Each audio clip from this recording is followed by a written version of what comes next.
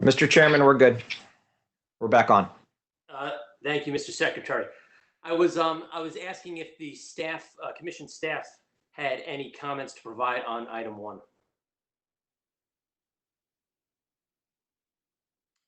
Morning, Mr. Commissioner. This is Commission staff. In their request last Thursday, the companies highlighted various concerns with performing regular periodic inspections work on distributions in time periods required by COMAR as documented in their operations and maintenance manuals. Staff does not disagree with the companies that their concerns could likely be exacerbated during the COVID-19 crisis. The engineering division can easily adopt the same state enforcement process used for pipeline safety should the commission desire to delegate this authority. Thank you, Mr. Borkowski. Do any other non-applicant parties have any comments to provide? Thank you. Do any of the applicant utilities have anything to add not contained within your request? Okay. Pursuant to the governor's executive order dated March 12, 2020, and subject to the conditions and terms contained therein, I hereby approve the joint utilities request and grant the commission's engineering division the authority to issue a stay of enforcement and waiver form regarding operations and maintenance inspections impacted by the COVID-19 pandemic. Mr. Secretary. Mr. Chairman, on today's administrative agenda, item number 2 is a request from SMECO to decrease its base standard offer service rates for all customer classes. On this item, if the following participants can unmute themselves: Lloyd Spivak, David Hoppick, Mark McDougall, Eugene Bradford, Samantha May, and Bill Fields.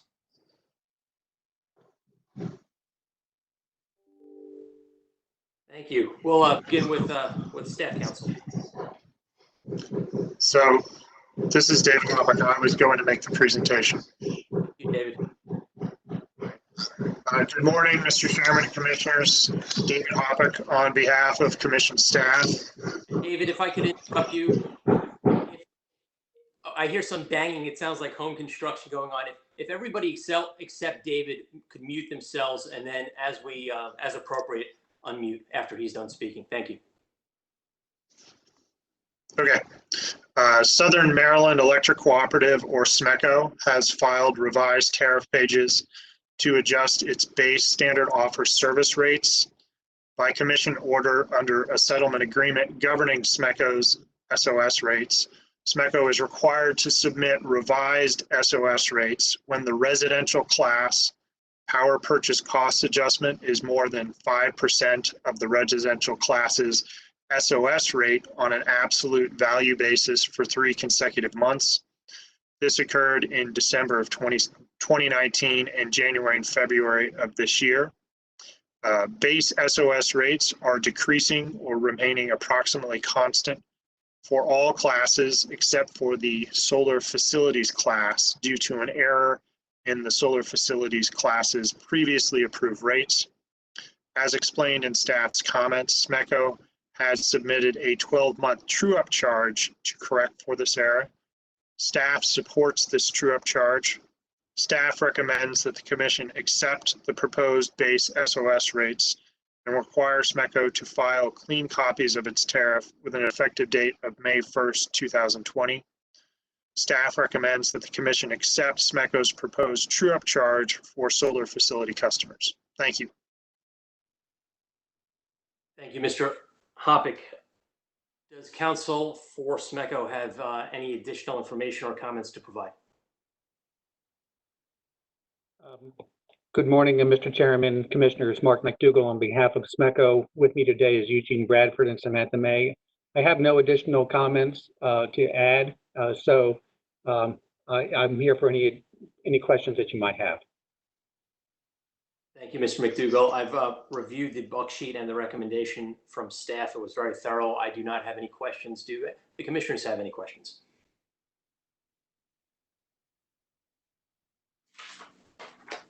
Thank you.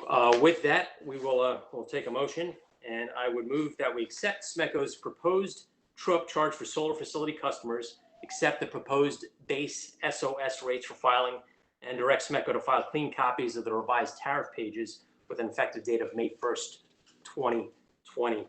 The vote begins with Commissioner Richard. Aye. Commissioner O'Donnell? Aye. Commissioner Linton? Aye. And Commissioner Herman? Aye. Thank you. I vote aye. The motion is approved. Mr. Chairman, item number 3 is BGE's application for authorization to issue up to $1.5 billion of long-term debt. On this item, if the following participants can unmute themselves: Bill Fields, or be ready to unmute yourself, Beverly Sikora, David Vahos, Lloyd Spivak, Drew McAuliffe, and Kevin Zong.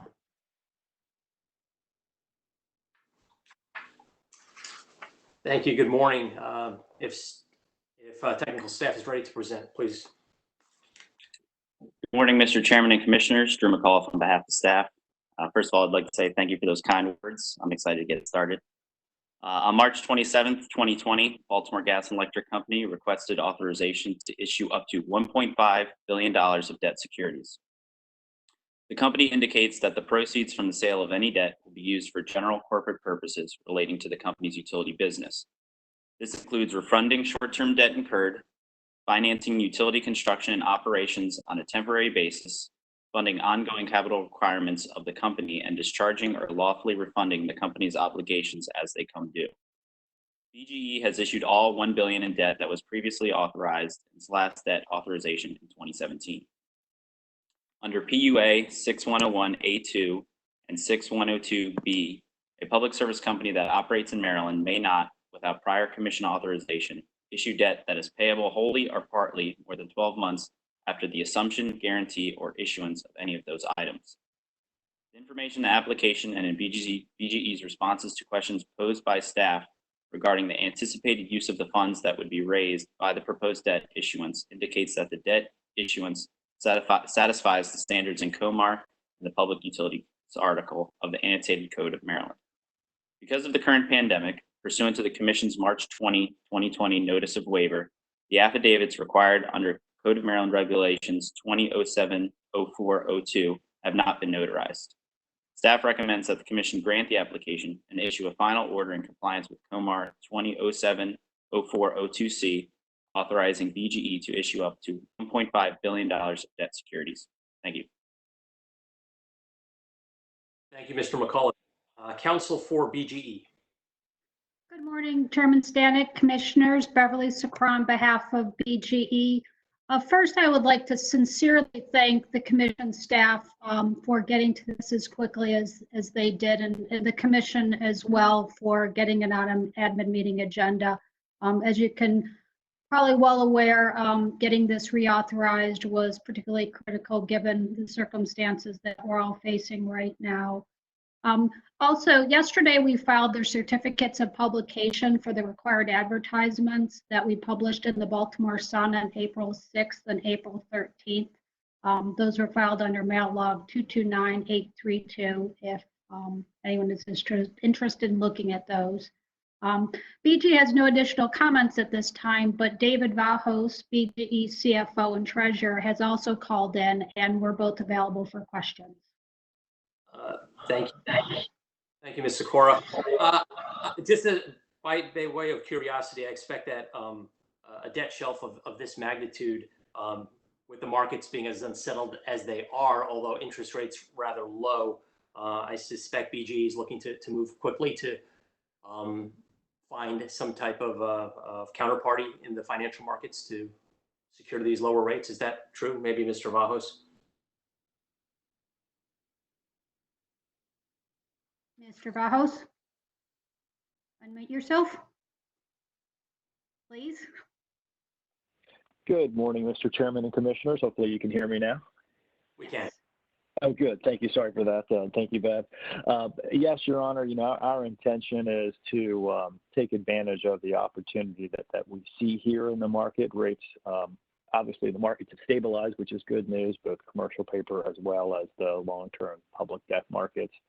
And so we would be looking to move expeditiously to take advantage of this opportunity, issue some long-term debt, and try to lock in a very favorable rate for our customers. Thank you, Mr. Rajos. And to be clear, you don't have any additional outstanding debt available at this moment. Is that right? Did I hear that the last $400 million has been accounted for? That's correct, Your Honor. Our shelf is completely expired, so at this point, I have no authorization to issue any long-term debt. Thank you. Do commissioners have any questions? Seeing none, I will move that we grant the application of BGE. Oh, did I hear a question? No. I would move that we grant the application and issue a final order in compliance with COMAR 20.7.4.2.2C, authorizing BGE to issue up to $1.5 billion of debt securities. Vote begins with Commissioner Richard. I vote aye. Commissioner O'Donnell, Aye. Linton, Aye. and Commissioner Herman. Thank you. I also vote aye. The motion is approved. Mr. Secretary. Mr. Chairman, item number 4 is BGE's proposed final 1-month reconciliation of Rider 31, the Electric Reliability Investment Initiative charge.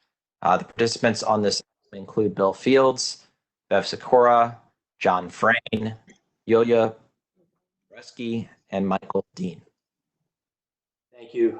Good morning, Commission staff, if you'd like to proceed. Good morning, Mr. Chairman and Commissioners. Yulia Pavlovsky on behalf of staff.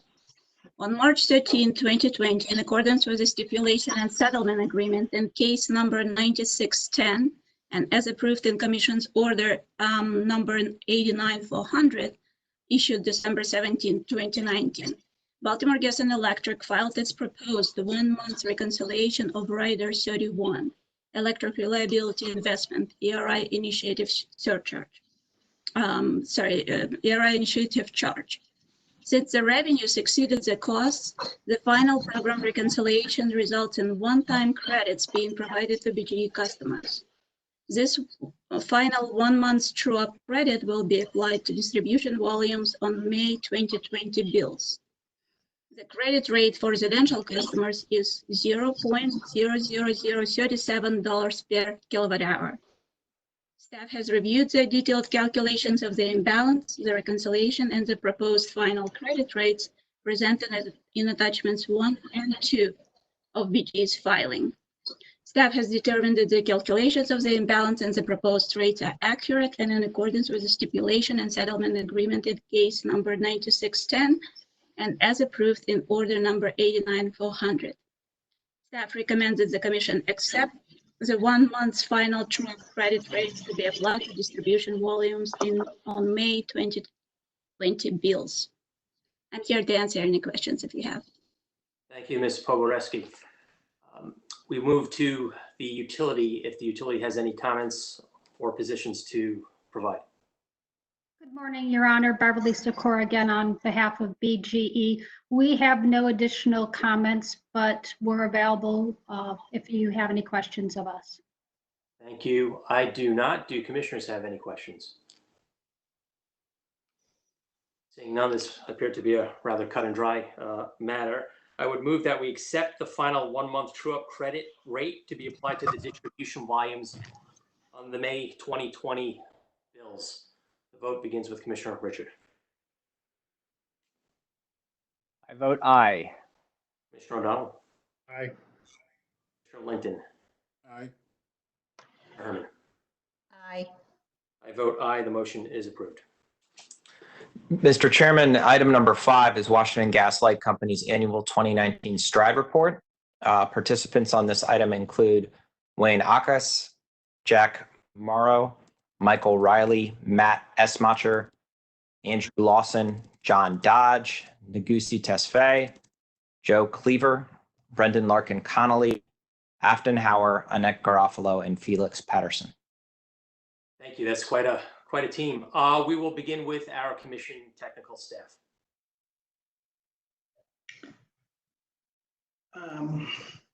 Can you hear me? Loud and clear.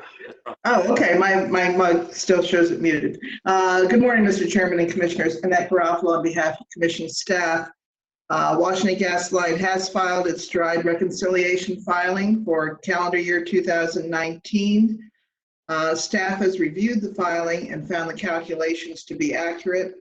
Mr. Negussi at Tenfei of the Engineering Division, Mr. Felix Patterson of the Accounting Investigations Division, and Ms. Afton Howard of the Telecommunications, Gas, and Water Division are available to answer any questions you may have on this matter. Ms. Howard will address certain corrections to charts 12 and 13. These corrections in no way affect staff's recommendation, rates recommended, or the general analysis in the book sheet. Morning, can you guys hear me?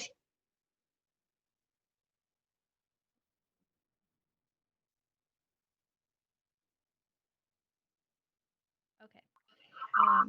So for my first correction, I'd like to direct you to Table 12, current and proposed monthly STRIDE surcharges, surcharge caps. The column that I'm going to be correcting is current caps. So for residential heating / cooling, be corrected from 76 cents to $2. Residential non-heating, non-cooling is going to be corrected from 47 cents to $1.25. C&I heating / cooling less than 3,000 is going to be corrected from $1.14 to $3.01. C&I heating / cooling greater than 3,000 is going to be corrected from $9.34 to $24.74.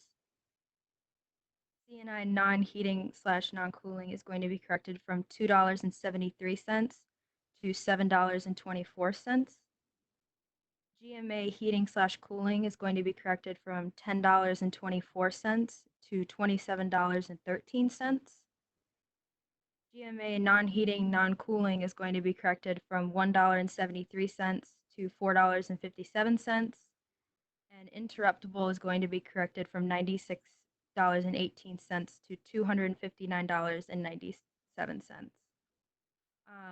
Residential heating and cooling, residential non-heating, non-cooling, and C&I heating and cooling less than 3,000 are all remaining the same. C&I heating / cooling greater than 3,000, the proposed cap is actually decreasing from the current cap. And for the last 4 columns, C&I non-heating, non-cooling, GMA heating, cooling, GMA non-heating, non-cooling, and interruptible, those are all increasing.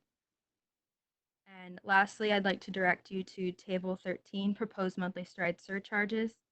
The correction I'm going to make is in column current monthly surcharges, and this is for interruptible. It's being corrected from $96.16 to $96.18. And I'm available for questions. Thank you, Ms. Howard, for putting those corrections on the record. At this time, we'll move to Office of People's Counsel. Good morning, Mr. Chairman, Commissioners. Can you hear me well? Very, very good, Mr. Cleaver. Thank you, Your Honor. Your Honor, as the Commission well knows, there have been a couple of concerns, common concerns that have been consistent throughout Washington Gas's STRIDE activities beginning back in 2014. And these were fully vetted in the STRIDE 2 case, which was litigated in 2018. And at a high level, those 2 concerns are, 1, issues with completing the projects that appeared on the project lists, and 2, issues with cost variances from original estimates. In Washington Gas's 2019 rate case, OPC raised issues regarding the company's cost variance procedures and in connection with the company's proposal to move certain STRIDE assets into rate base under the statute. So I'll start off with the good news and be optimistic and positive. Under the settlement agreement that was reached in the 2019 base rate case 9605, the company agreed to meet with OPC and staff and any other party that wished to meet to work on developing cost variance procedures. We have had 2 in-person meetings in late January and then again in late February at the company's Virginia headquarters. They were very helpful. Everyone was cooperative. We learned a lot, and it does appear that the company has taken steps to improving the estimation process, the cost variance review process, and the reporting process. Those discussions haven't come to a conclusion yet. The company is presently working on a draft report. I believe an extension was just requested yesterday, asking that the deadline be extended to late May. We look forward to collaborating with the company on that, and we're optimistic that we'll be able to reach a good solution. With respect to the other issue, the project completion issue, when we received the company's annual report on March 16th, the percentages that appeared on the first page really jumped out at us. As you may recall, Your Honor, from the Stride 2 litigation, one of the contentions regarding Stride 1, or one of the facts that was raised by the parties, by OPC and staff, was that the company had only completed something around 70% of what it had said it would complete in terms of its project list in Stride 1. And we saw some percentages that were in line with those percentages that gave us such concerns in Stride 1. And so we served some discovery on the company, and we specifically asked about the company's claim that this first year of Stride 2, 2019, was a ramp-up period. And we asked a question for the company to explain that more. And the expectation was that there would be some more explanation given as to how this could be a ramp-up period when the company had 5 years of Stride 1 experience under its belt, and to try to understand how those percentages came out the way they did. The response we got was a little bit surprising. In the discovery response that we received, the company said, well, we had to hire additional construction crews because of the expanded scope of Stride 2 that the commission approved. And a lot of our work, other contracting crews were doing other work for the company unrelated to Stride. We were also a little bit surprised to see that, because the company, in an older discovery response from the mid-year report in the middle of 2019, had said, despite the fact that only a small percentage of projects had been completed at that time, they said, we still expect to complete certain asset class that we asked about in the middle of 2019. When I went to put pen to paper to file the comments that I filed late last week, in light of the cooperation that has been present lately, and the helpfulness of the company, I decided to give counsel for the company a call. It was, albeit very late on Friday, or maybe 5:30 or so, and to ask, is there something I'm missing here? Is there some explanation for these low percentages, things to the tune of 63, 66%, which appear in that table on the first page of the company's filing? It was a collegial conversation. Mr. Dodge said he, off the top of his head, didn't have a response, but that he would look into it and that he would let us know. Now, of course, this was late Friday. Our comments are due at noon on Monday. Hadn't heard from the company by late in the morning on Monday, so filed the comments. As we noted in the comments, we have opened up a dialogue with the company to try to get a better understanding, and I'm sure Mr. Dodge will have some explanations today. All that said, Your Honor, this does raise significant concerns for OPC, particularly in light of the history of Stride 1. I mean, it would be concerning regardless, but after all of that, those issues being vetted and analyzed and presented to the commission, and then the commission approving the plan with the understanding that the company had improved, but essentially making its approval provisional, saying that we're going to revise if necessary.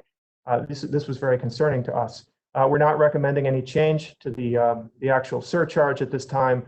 We're not recommending that the company's plan be rescinded in full or anything of that nature. But what we are asking is that the commission order the company to show cause within 30 days as to why, after everything we saw in Stride 1 and after these alleged improvements, why these percentages for not just one asset class, but numerous asset classes are so low. And that's what we're asking the commission in terms of relief today. Thank you, Your Honor. Thank you, Mr. Cleaver. Raised some important issues there. Let's turn to Washington Gas Light for a description of their filing and a response to Office of People's Counsel. Good morning, Mr. Chairman. John Dodge appearing on behalf of Washington Gas, and hoping that everyone can hear me before I continue. We can. Thank you, Your Honor. Mr. Cleaver has accurately described the after-hours call that I received last Friday It was actually at 5:21 p.m., Mr. Cleaver. I checked my my cell phone. I was on my cell phone because, quite frankly, I was out walking my dog. So Mr. Cleaver and Mr. Larkin Connolly got to virtually meet some of my neighbors who were walking by and said hi during the call. There were a few things that Mr. Cleaver left out of his description of the call, and I'd like to put the context of his concerns and his client's concerns into the context of the call, rather. First, I did represent to the People's Council that the company, of course, would answer these late file discovery questions. We received an email at 6:05 p.m. with 3 questions for us to answer over the weekend, if you will. But I did also say I thought it was very unlikely that the company could provide fulsome responses by the agency's filing deadline of noon on Monday. Essentially, we were given 2 or 3 business hours to respond to late file discovery requests. I also represented that we were willing, as part of the ongoing technical conference discussions, to include these kinds of questions in the new reporting regime and in future annual and semi-annual reports. So I'd like the commission to know that. We didn't hold anything back. In fact, I offered to say these questions naturally flow from our ongoing discussions, and the company is willing to keep discussing these issues of project completion rates with staff and OPC and any other interested party. I also represented that the company would provide more robust and narrative explanations of these project completion variances as part of the ongoing good faith discussions between the parties emanating from 9486 and our last rate case 9605.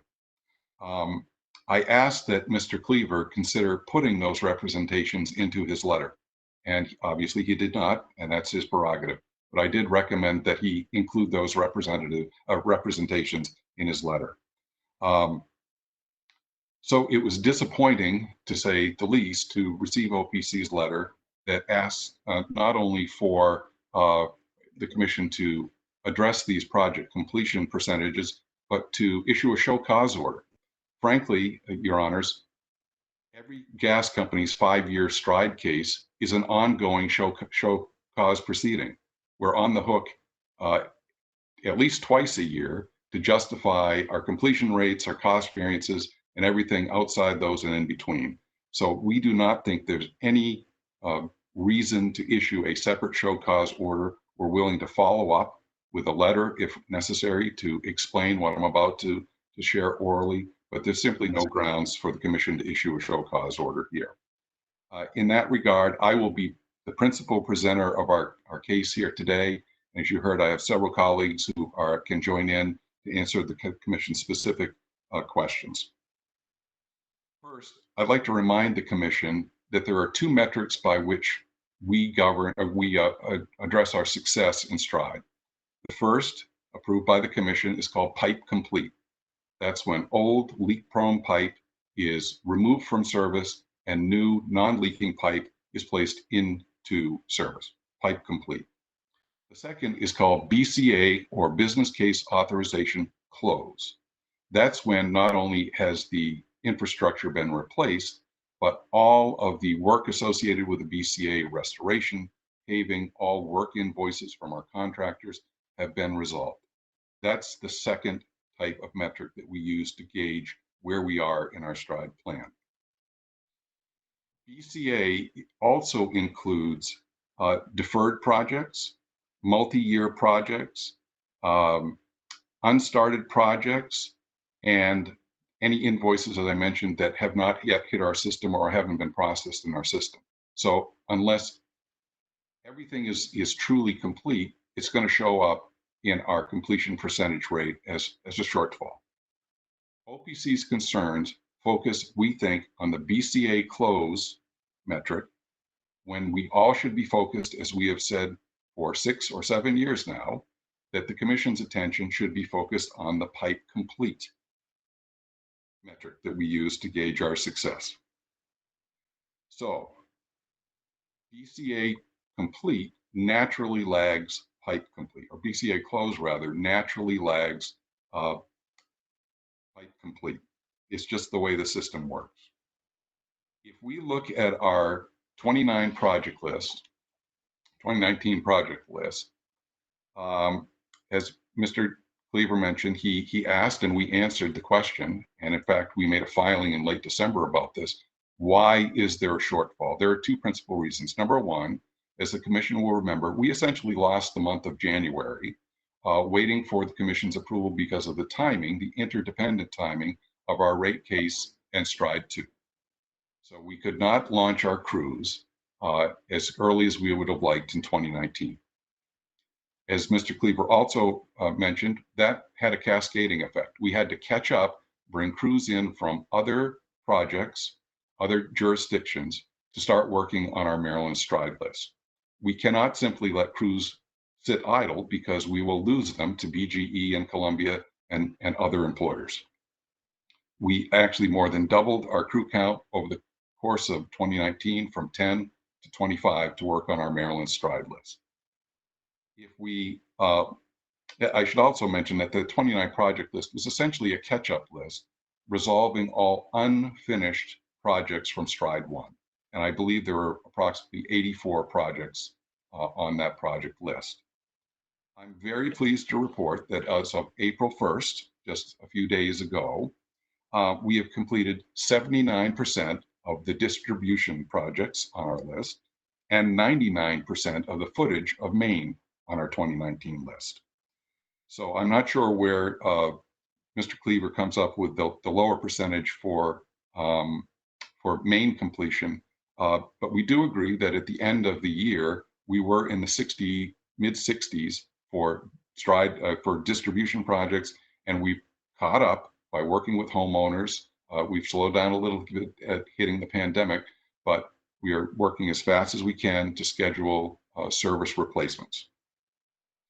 So where are we on the cost variance? And I appreciate Mr. Cleaver bringing that up. Using 2019 dollars, we came in 1% under our budget for 2019. We're $600,000 less than we estimated for the projects that we have completed. There was a rider variance of about $5.1 million. And there was a line in Mr. Cleaver's comments that Maryland customers are paying once again for projects that we promised we would do and we haven't. That's flatly wrong. As the staff has approved, looked at and approved our reconciliation, and Mr. Lawson can speak to this for the company, the underspend or over collection vis-a-vis the rider was reflected in the reconciliation that we presented to you. Customers were credited with that underspend, plus our carrying cost, meaning we satisfied the interest requirement of the STRIDE statute. All in all, we're in good shape. We're managing the program well. We're at almost 80% now on the distribution projects. We're at 99% on the main. I think that all of this could have been avoided if we had had an ample opportunity to respond to the data requests that OPC. They are credible questions, and we do owe them answers, and we provided some of those answers here today. I also would have appreciated another technical conference on this so we can explain exactly the nature of the data that's being presented in our annual report. It's all in there, and it does need to be teased out, but sometimes it does need more explication. We're happy to do that following this admin meeting and on a continuing basis for project completion rates. We have a very cordial relationship now with staff and OPC vis-a-vis the cost variances, as Mr. Cleaver mentioned. We want to continue that with respect to project completion rates, and we will do that. Obviously, there's some reticence to do that if somebody, and I should say, Mr. Cleaver did not represent on the phone call that he would be asking for a show cause order. I would have liked a little heads up on that. I might have filed something in writing before this admin meeting had I known that. But we wanted to provide a lower DEFCON level. We're trying to de-escalate the rhetoric around STRIDE. We're trying to work cordially. We will continue to do that.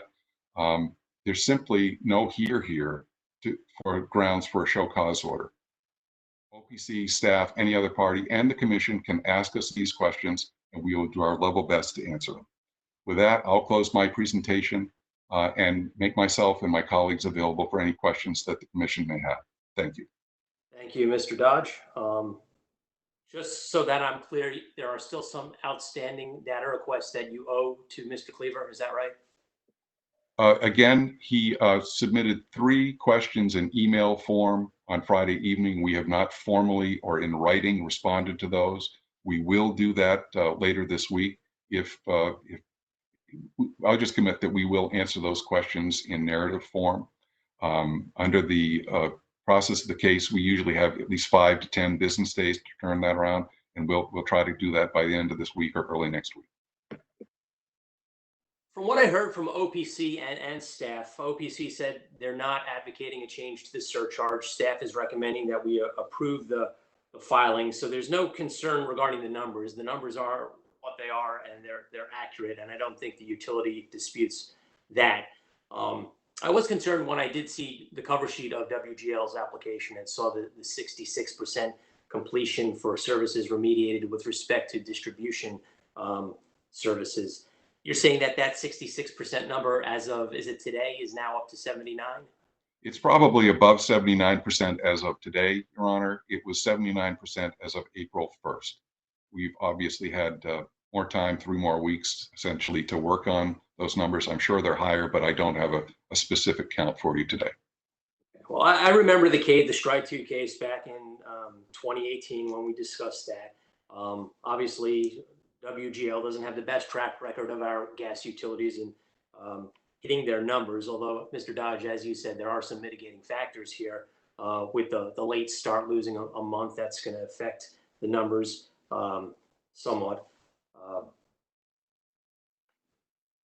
Obviously, the cost variances, as you just said, it's depending on how you take a look at the numbers, are you 1% under budget or larger as claimed by People's Counsel? I think that you and Office of People's Counsel would benefit from some additional time to iron these out. I recognize that the tariff pages aren't effective until May the 1st. So I may have an idea here or two, but I'd like to hear from if my fellow commissioners have some questions of this item. I'll start with Commissioner Richard if he has any. Sure. Thank you, Mr. Chairman. No, I appreciate the conversation, and at some point I would like to hear if OPC would like to make response comments just to see if anything from their perspective changed after hearing Mr. Dodge. But I guess the part that I was concerned about is, again, this idea that you're underperforming, but potentially you're still, in that amount, just 91% at budget. I think that point was made. What we were paying here for is, expedited a surge, but we're paying for the surge. Are we getting the surge that at the cost we were expecting? I was one who was, very supportive of WGL moving forward with this expanded program. But now I'm having doubts as to whether or not, perhaps OPC and staff were correct that we should have been at a more modest level. So, on one hand, I just would like to understand if you could answer that question about, whether or not, you're capable of this surge at a reasonable cost, or if the premium is really not a value, if it's not worth it. And, I'm kind of open to this idea of maybe revisiting in some way, the program to just be reassured that WGL is in fact capable of the program they have proposed for Stride 2. So, Mr. Dodge, do you have any comments on that? Thank you, Your Honor. We are open to that same discussion. And I've already suggested that we do it in the context of the technical conferences that emanated from case number 9605. We're not shying away from it. We own the shortfall. We think we have a reasonable explanation this time that, again, we lost a month up front, and that cascaded work that ordinarily would have been done during the prime construction seasons, the hotter weather, into the winter heating season. And we cannot change out distribution service lines without working with homeowners, for example, on their schedule. So everything got pushed off, and we're trying to catch up with those homeowners and business owners to make sure that we don't turn them off either during a cold weather month or during a pandemic. And it was just a cascading effect. And I think we're confident we are going to catch up rather, and we're confident we can manage the program well going forward. Again, to reiterate, we're entirely open to discussions with OPC staff, the commission, anybody else who wants to weigh in. I think those would be very positive and helpful discussions. And you believe you can address these variances, these some of them quite extreme variances in cost? Well, yes, and we have a couple of people on the phone who can address the outlier variances. They're all outside of the company's control. If you remove those, the variance and cost goes even further below budget. That is positive from the customer perspective. So if you have specific questions about projects that varied from their original estimates, we're prepared to speak to those today, or we can address them in, say, another technical conference. Okay, well, the big picture for me is that in the STRIDE 2 hearings, we discussed, the performance in STRIDE 1 in those, and I felt reassured by the company in the STRIDE 2 hearings that there are a lot of learning had taken place, that you better understood the terrain you're working with, the various governments, and the types of things you've identified in your filing as to why you had these variances. I had felt reassured in the hearings that, again, you were prepared to address those, and hopefully we wouldn't see these types of variances. And so, anyway, that's probably a question or more than a comment. I don't know. I appreciate the comment. I just reiterate that I believe the company has been consistent in saying we are always likely to have some outlier projects from a cost variance. Despite those, we still came in at 99% of the budget. Well, thank you. Thank you, Mr. Chairman. O'Donnell. Thank you, Mr. Chairman. I too share Commissioner Richards' doubt about the company's ability to accurately forecast and carry out what it's promised. I thought the STRIDE 1 look back was a very painful process. I heard a lot of excuse justification. You lost an entire year of promised projects, and you pre-collected for that, and you didn't deliver on it. And then, and this was very rich for me, Mr. Dodge, I hope you appreciate this. In 2019, during the legislative session, the testimony from WGL during an A4 hearing in both the House and the Senate was to extol the virtues of WGL's abilities to forecast and to accurately estimate costs and expenditures and projects. And I found it very rich. I have to tell you that. It was very painful for me to watch that and stand by in silence while the company extolled its own virtues with the ability to forecast after having just gone through the 2018 hearings on STRIDE. So I have maybe a little less tolerance, and I also find it very rich that the commission caused you to lose a month because of our proceedings. I'm not sure I'm buying into that. One of the things you may find interesting, and I know I'm going on here a little bit, but I have to express myself a little bit in this proceeding.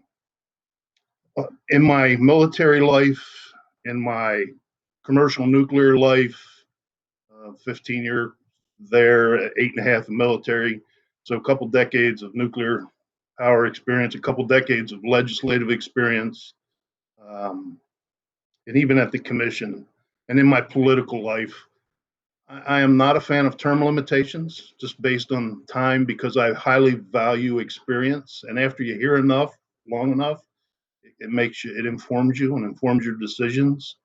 And I find WGL seem to be in an excuse justification mode in its forecasting capabilities all the time, and so I'm concerned. And I think I'm agreeing a little bit that maybe we should consider a show cause order to get the company to show us, not give us excuses, but show us that you have the ability to deliver on what you promised to the citizens that we represent in your service territory. So can you comment on any of that, Mr. Dodge, please? The forecasts are what they are. We don't shy away from them. As I said before, we own the shortfall. In this case, there was, and we're not blaming the commission. It was just the interdependency of two cases that we could not present our project list until a little later than we had anticipated because of the movement of STRIDE costs into rate base. So that, again, it cost us a month, and that had a cascading effect. We're doing our level best to catch up. Despite those challenges, and I would take issue with one thing that you said, we have corrected the cost estimation process. We came in under budget for those projects that we. Well, let me challenge that for a second. You say you come in 1% under budget, but you only completed 79% of your promised distribution projects. Of course, you're going to come in under budget. You only delivered less than 80% of what you promised. I will defer to Mr. Akis and Mr. Morrow, but I'm speaking of the unit cost estimation there, that we are actually coming in under budget for what we estimated each unit of work to cost. And perhaps Mr. Morrow could speak to that. Yes, John, that's correct. When we look at all the completed units that were done, when we look at what our 2019 costs would be when we do the estimates, we are coming in on the completed units 1% under what we had estimated. I just got to tell you, Mr. Chairman, I'm going to be supporting OPC's recommendation for a show cause order. I think this requires a deeper dive. Shouldn't be handled in an admin meeting, and I'm not convinced the company's arguments aren't persuasive to me that they got a handle on this. So I'm going to be supporting the recommendation. I don't know where the rest of the commission is, but I think this needs a deeper dive, and we need to really pick this apart a little bit. Thank you, Commissioner O'Donnell. Commissioner Linton or Herman, I can't see you on my screen, but if you have any questions. Thank you, Mr. Chairman. I actually just had one question for the company. Mr. Dodge, you started with your presentation by discussing, with the exception of the OPC conversation, you talked a little bit about some of the confusion it's appeared for a while now between the companies reporting of data and their completions of projects. You said that some of the projects were completed and the pipe was in ground, but that the paperwork portion of it hadn't been completed. And so it was still showing as a project that wasn't complete. That's an issue that we've heard before. We heard about it in STRIDE 1, and apparently it's still showing up now. So I guess I'm wondering if is this really just a data reporting issue where the Washington Gas is reporting data a little differently from some of the other companies? Or is it more or less not a data reporting issue, but just the fact that the projects aren't getting done? An excellent question. I'll defer again to Mr. Morrow on the projects getting done part, but I can tell you that in the BCA close metric that I mentioned before, that is deflated or depressed because we are intellectually honest and put everything in there, no matter what the reason, and it shows up as a shortfall. Even if it's one outstanding invoice from a contractor, we count that against ourselves. So it may look like we're making excuses, but on the other hand, we're being totally transparent on our reporting. And it looks worse perhaps than BGE or Columbia. I don't profess any familiarity with their reporting, but we try to be very open with what constitutes the shortfall. And John, if I can add, like you had mentioned, you are absolutely correct as far as the work gets done in the field, and it's an administrative process at the end. And once it's completed in our system, that's when we count it for ourselves. So the work is being done. It takes a lot of time for us to get with our contractors and get things closed out in our system. It doesn't mean it's not done in the field. It just hasn't been closed out in our system. So it's an administrative process. And again, I can't speak to how other companies report that. But as far as work in the field being done, it is definitely higher than what gets reported because it's a system generated date. So are you able to measure or quantify the number of projects that you have where the field work is complete, the pipe, just to put it in different terms, the pipe is being used by customers, but it's not being reported as completed in your reports to the commission because of other documents that are still needed to be received? Is there? Yes, thank you, Your Honor. Excellent question. Mr. Ackus and Mr. Morrow likely will weigh in on this. I don't have my exact notes in front of me, but as I recall, it's something like we completed 83 of 84 of the projects. And I'll let Mr. Ackus and Mr. Morrow expand on that. So as far as the 2019 project is concerned, we have completed, is actually 83 projects on the list. We have completed 40 of those projects were planned to be multi-year projects to start with. Of that, the remaining 43, we have pipe complete 40 of those projects of a 95%, and 34 of those are BCA closed at 79%. So we're getting the work done. And just to clarify, we have on the 2019 scope of work, we completed 110,000 feet of main versus 112,000 feet of main installed. So the pipe is just the retirement, just lagging behind that, as Mr. Morrow has said, dealing with customers, getting access, and the retirement portion is just a small portion that's remaining to be done to get that in our system, updating our system. So part of that retirement, as of today, as John has said, we have retired 81,000 feet worth of main out of the planned 98,000 feet of main. We have retired 3,400 feet of service, 3,400 services out of the 4,300 services. So we are getting the work done. And again, to clarify, the numbers that we're talking about are the BCA closed numbers, which are not artificially, but they are depressed by things like that paving and restoration hasn't been completed, that we either haven't received or processed invoices from our contractors, that a project that we forecast we could do in a particular calendar year is not even started because we can't get a permit because it's a moratorium street or something like that. We dump everything into that BCA closed number to show a true shortfall number. If you just look at the completion rate, the pipe installation rate rather, it is much higher. And maybe we should change our reporting if BGE and Columbia report their numbers differently, and we could avoid some of these questions and concerns. But we are presenting, if you will, the worst case scenario voluntarily so that the commission can see what our program looks like. So I guess that begs the next question then to the commission staff. Are you able to tell us if, just from a comparison perspective, without going into a lot of detail, does WGL report their data in the same manner as the other gas companies?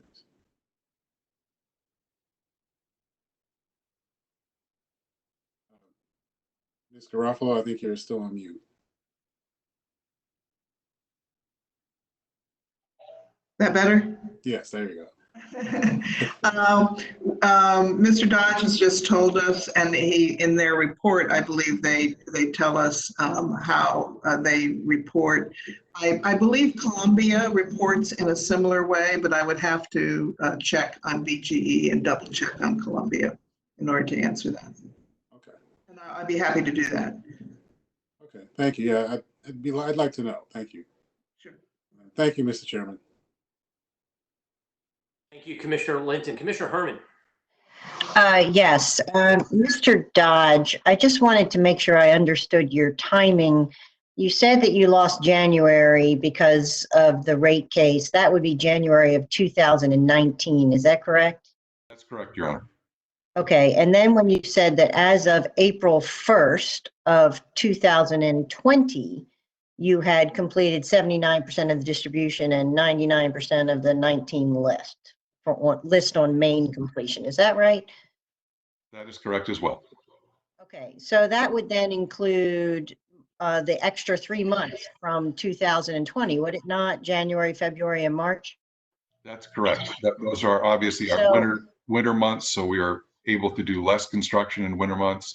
And as I mentioned, we're not able to turn off house service lines to be replaced as quickly during the winter months. That's the cascading effect that I mentioned.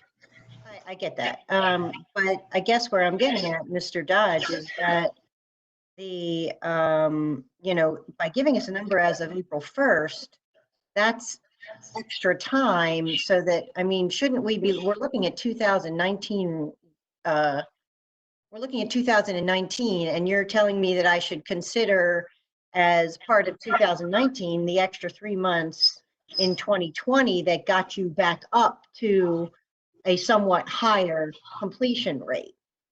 So why is it I should be looking at those extra months when they're not part of 19? I'm supposed to be thinking about right now. This review is for of 2019, is it not? I'm a broken record, Your Honor, and I apologize. The reason is that losing the first month of 2019 had a cascading effect that drove the work into the early part of 2020. Okay. Well, I see that, but, we're talking about, if that's the case, then we should have looked at it at the end of January of 2020 because of the loss of January. But my next question, Mr. Dodge, is that I recall when we talked about Stride 2, that what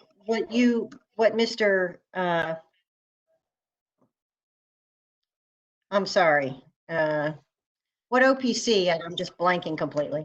What OPC discussed was that that one of the reasons for the delay, and I believe, you put it in some of your, it may be in some of these filings as well, that part of it was that you needed to hire new people and that took extra time. Is that correct?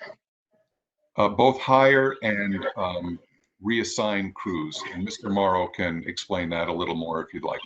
Well, because I'm sorry, and Mr. Cleaver, I completely blanked on your name for a second there. But Mr. Cleaver talked about that as well. But I recall, Mr. Dodge, that Washington Gas was adamant, because I recall asking the question myself. They were adamant that they would be able to do this extra work and get the extra people that they needed. But now I'm hearing that maybe that wasn't really the case, that you really weren't able to get the extra people, even though you were adamant that you were going to be able to when we were at the level of Stride 2. Again, I'll defer to Mr. Morrow for the specifics of the hiring and reassignment processes, but we were able to bring on the additional crews. And if I can back up a step, and I apologize if I wasn't clear earlier. We don't let crews sit idle waiting for commission approval to start on our Stride project list. We reassign crews to other jurisdictions for their accelerated pipe replacement, or assign them to our own regular construction and other similar projects. So if we have a delay in starting our project list, we have to wait until the crews that have been reassigned complete their projects in other jurisdictions or on regular construction projects before we can bring them back to Stride. Similarly, there's a ramp up to hire additional crews. Mr. Dodge, if I can interrupt. Ms. Garofalo, can you turn off your mic? We're getting some background noise. Thank you. Thank you, Your Honor. I hope I'm not causing an echo either. So the reassignment, we have to juggle the crews that we have.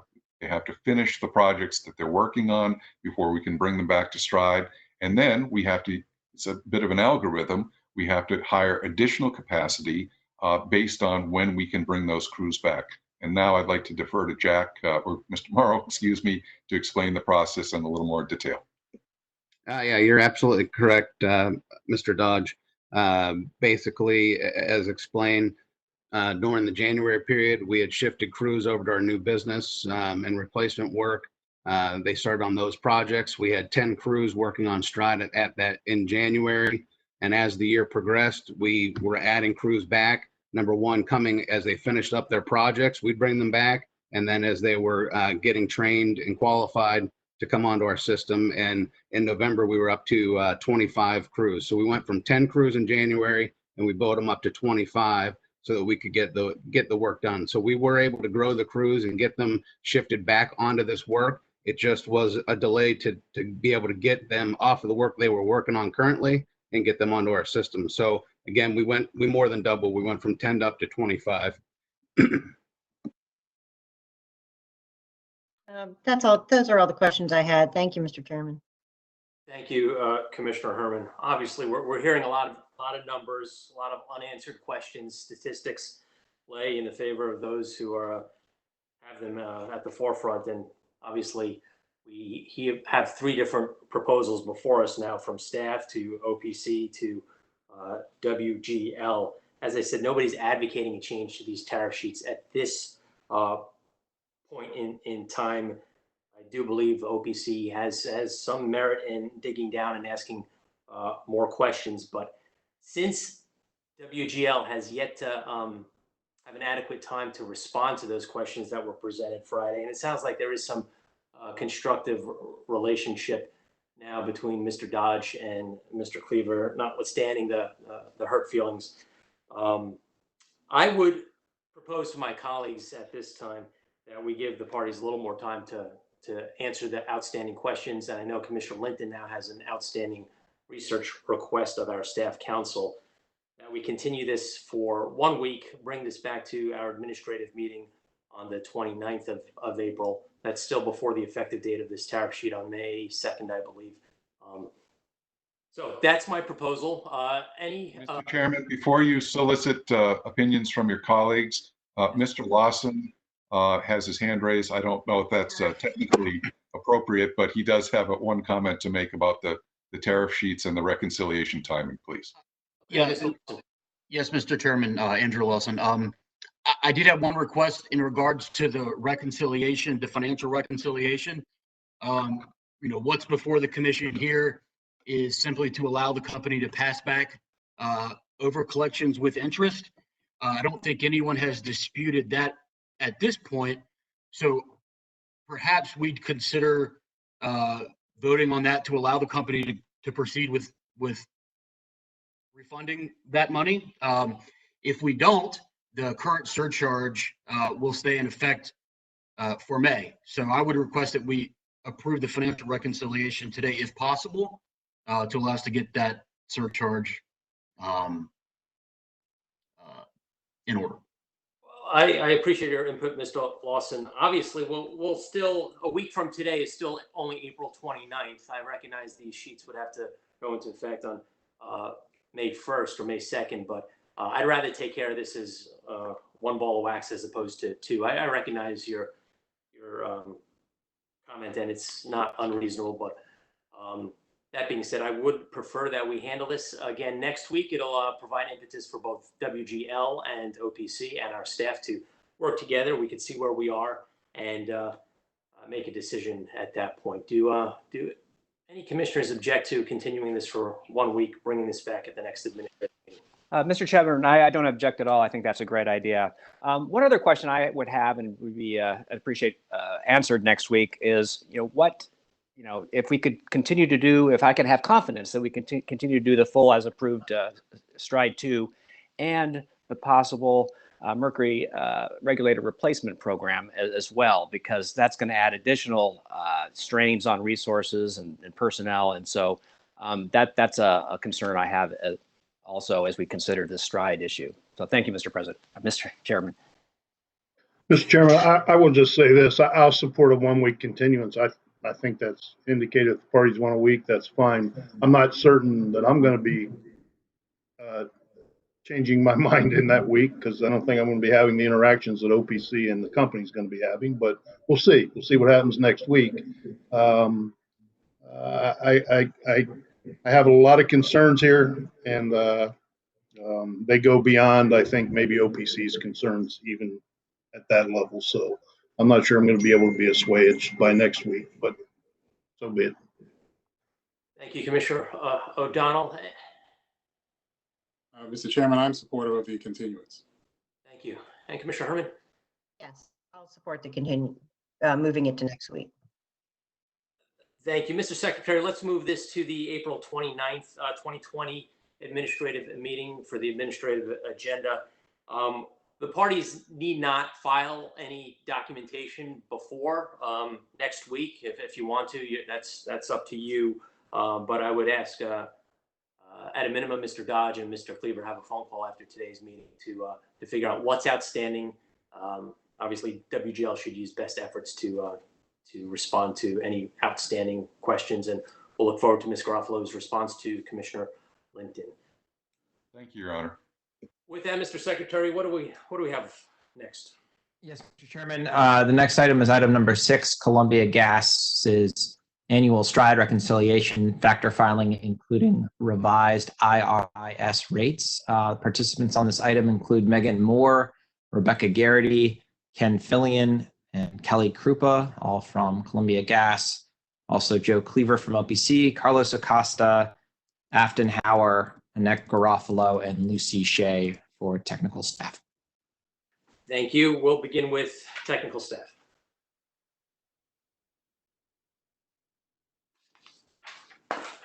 Okay.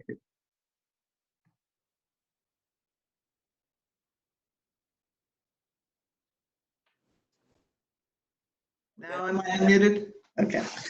Coming through loud and clear, Ms. Garofalo. Okay. Good morning again. This is Columbia Gas of Maryland, Inc.'s STRIDE reconciliation filing for calendar year 2019. Staff has reviewed the filing and found the calculations to be accurate. After reconciliation, which is based on actual 2019 collection, STRIDE rates for residential customers, which are at the cap, will remain unchanged. Rates for non-residential customers will decrease slightly. Mr. Carlos Acosta of the Engineering Division, Ms. Lucy Shea of the Accounting Investigations Division, and Ms. Afton Hauer of the Telecommunications, Gas, and Water Division are available to answer any questions you may have on this matter. Thank you, Ms. Garofalo. Counsel for Columbia Gas. Thank you, Mr. Chairman, Commissioners. Megan Moore on behalf of Columbia Gas. With me also are Rebecca Garrity and Kelly Krupa from our regulatory department. And I also have Ken Fillion from our engineering department. Appreciate the commission staff for working on this and facilitating the virtual meeting. I don't have anything to add, but I would like to address, if the commission would like us to, the question on how we deem our projects complete and if it's similar to WGL's. I believe that we count a project as complete when gas is flowing through the pipe, and we will document whether or not restoration is complete, and then also show with transparency whether all of the anticipated costs have hit. I hope that answers the question. If you have any further need for clarification, please let us know. But at this time, I'll ask Ken Fillion from engineering if he has anything to add. Ken? Yes, we deem a project complete when gas is flowing, all the services have been switched over to the new main, and the old main has been abandoned. At that time, there is still the possibility that not all restoration is complete. When a job is executed, that means that all the paperwork has been processed in accordance to that job. But again, there is the possibility of some restoration that might need to take place. For an example, mill and overlay. And typically we provide that information in our updates, for our STRIDE updates. Thank you. Anything else to add, Ms. Moore? Nothing else at this time. I would just let you all know that we're here and ready for questions if you have them. And also, I wasn't sure if Joe Cleaver, you wanted to go at all or not. Sure. Thank you. Good morning again, Mr. Chairman, Commissioners. Joe Cleaver for OPC. OPC reviewed the filing. We served a set of discovery. We received timely responses, and we have not identified any issues or concerns with Columbia Gas's annual report. Thank you. And Ms. Moore, you'll be at the cap for the foreseeable future at $2, is that right? Yes, Mr. Chairman, we are at the cap for the residential class. Thank you. Thanks to our staff. I don't have any questions. Do commissioners have questions? Just ask one, Mr. Chairman. I was just interested in the variance explanation chart. Could you just help me understand exactly what a congested utilities issue is that caused a number of these variances? I think it's probably for staff that's on their buck sheet. Megan, would you like me to handle that? Let's see if Annette wants to answer. Yeah. I think Carlos Acosta could probably answer that.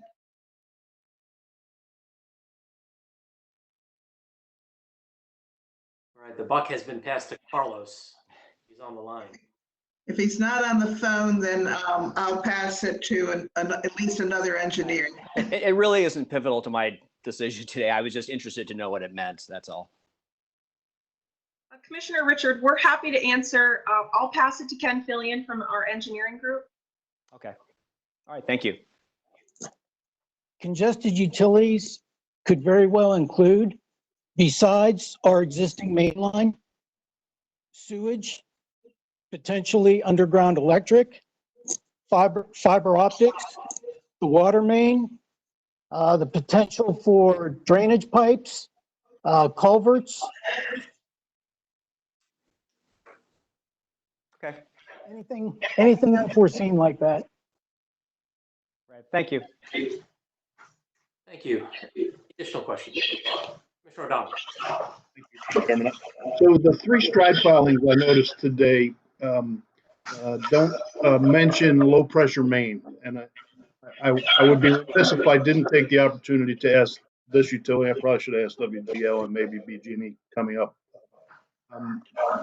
I noticed the filing did not call out low pressure main specifically, and I've seen some of it in recent filings, but these didn't seem to mention it.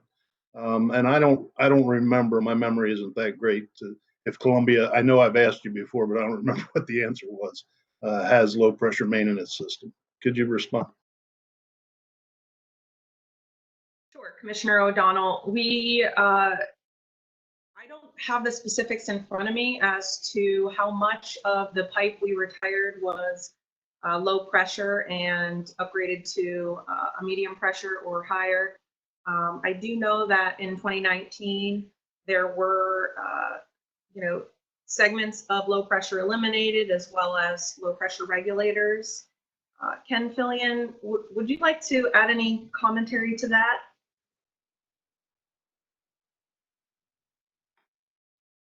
I don't know the exact percentage offhand. By all means, we still do have some low pressure in our system. But of course, when and where we can, we're doing everything we can to convert it to medium pressure. Thank you for that response, Mr. Chairman. I'll just reiterate, as I have before, that I like the reporting because I know we should keep it to the forefront of our mind because of the existential threat that it provides to our utilities and to our citizens. These low pressure legacy systems that, in my opinion, need to be a priority to be replaced with an advanced funding mechanism. So, anyway, thank you for that, and I'll continue to keep pushing for that. Thank you, Commissioner O'Donnell. It's an important issue. I remember the last time we looked at the Columbia Gas Stride filing, I believe they were changing out some low pressure systems in the vicinity of Hagerstown. But this is an issue, Commissioner O'Donnell. I appreciate. We'll keep at the forefront, and hopefully BG&E is getting ready to answer a similar question for our next item. Commissioners Linton or Herman, I do not see any questions. With that, I will move that we accept the tariff revisions for filing with an effective date of May 1st, 2020. Begins with Commissioner Richard. I vote aye. Commissioner O'Donnell. Aye. Commissioner Linton. Aye. And Commissioner Herman. Aye. And I vote aye. The motion is approved. Thank you. Mr. Chairman, item number 7 includes BGE's updated 2020 STRIDE surcharge adjustment. Participants on this item include Joe Cleaver for OPC, Kobe for PSC staff, Afton Hauer, Annette Garofalo, Eula Poboreski for PSC staff, Dan Herson, John Frayne, Kevin Nelson, Dan Marcus for BGE. Good morning, Annette Garofalo again. Baltimore Gas and Electric Company has filed its STRIDE reconciliation filing for calendar year 2019. Staff has reviewed the filing and found the calculations to be accurate. After reconciliation, which is based on actual 2019 information, STRIDE rates for residential customers will increase by 1 cent to $1.03 beginning in May. Rates for non-residential customers, with the exception of Schedule ISS, will also increase, and the schedule of the proposed surcharges and revised caps by class is included in staff's comments. Mr. Aniam of the Engineering Division, Ms. Poboreski of the Accounting Investigations Division, and Ms. Hauer of the Telecommunications, Gas and Water Division are available to answer any questions you may have. Ms. Garofalo, does the Office of People's Counsel have anything to add on this item? No, Your Honor, other than to say, just as with Columbia, OPC reviewed the filing that BGE made, served a set of discovery requests and received timely responses, and does not have any concerns or opposition to the company's filing. Thank you. Thank you. Counsel for BGE. Good morning, Mr. Chairman. Daniel Herson, representing Baltimore Gas and Electric Company.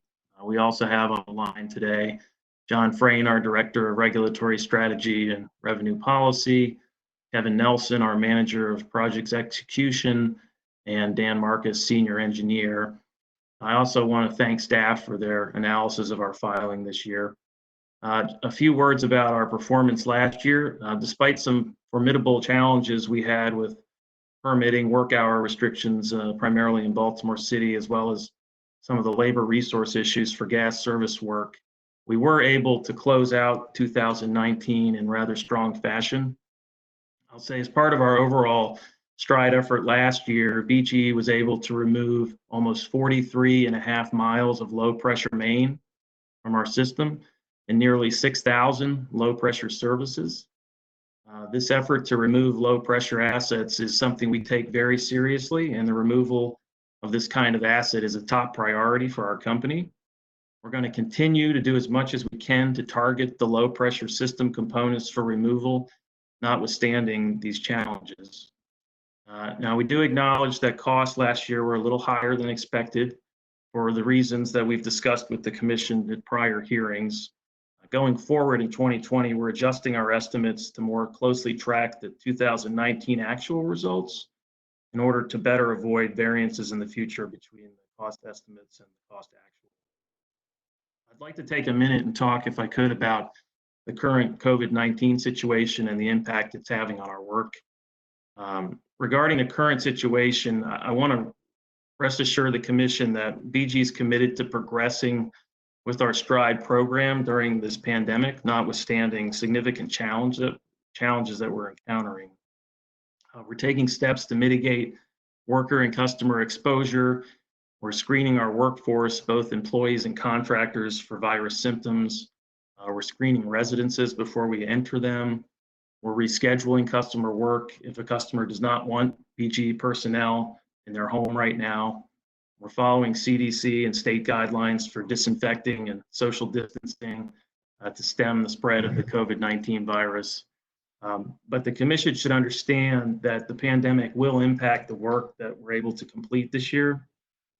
Specifically, it's a certain inability to complete service work due to customer or workforce illness or quarantine or general pandemic concerns. It impairs our ability to retire aging gas mains. And we heard a little bit about this earlier from the other companies. The process generally, how this works, is you install new main, and then you connect services from the old main to the new main, you gas up the new main, and then you finally abandon the old main. So if we're encountering reticence or apprehension on behalf of certain customers for us to go in and do that service work in their home.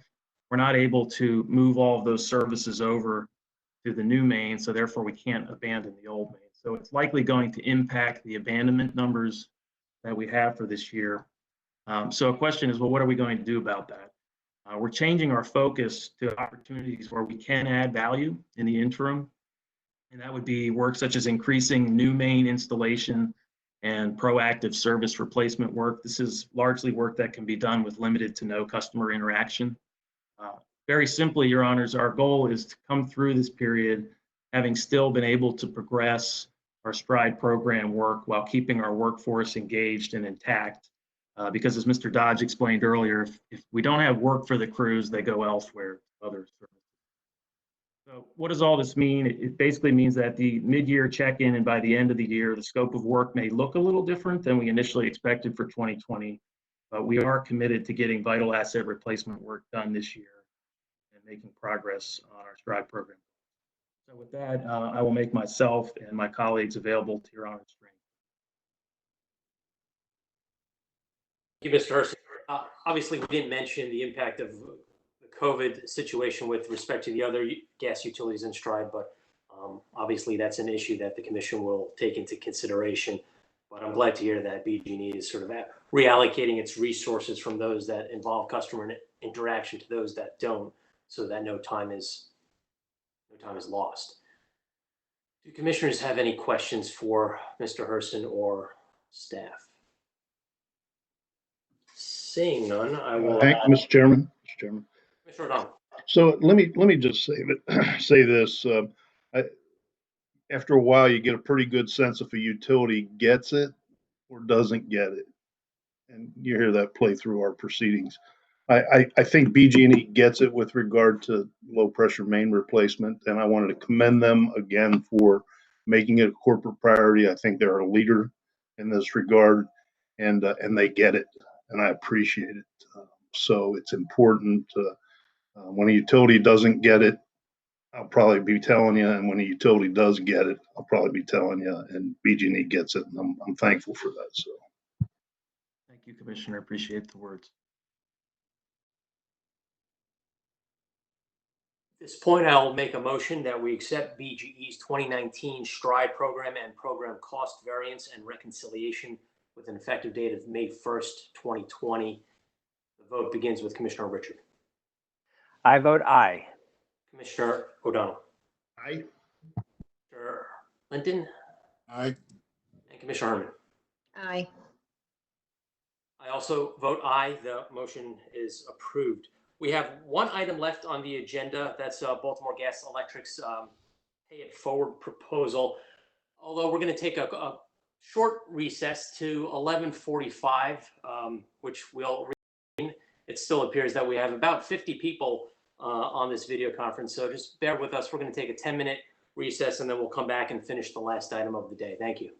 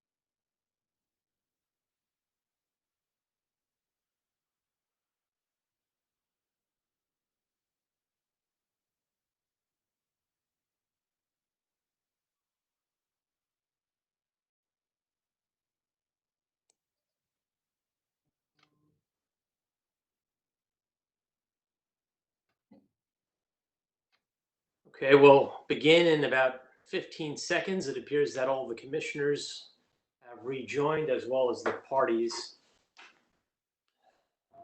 Mr. Secretary, if you'll call the item. Mr. Chairman, item number 8 is BGE's Pay It Forward proposal to increase accessibility of natural gas to new.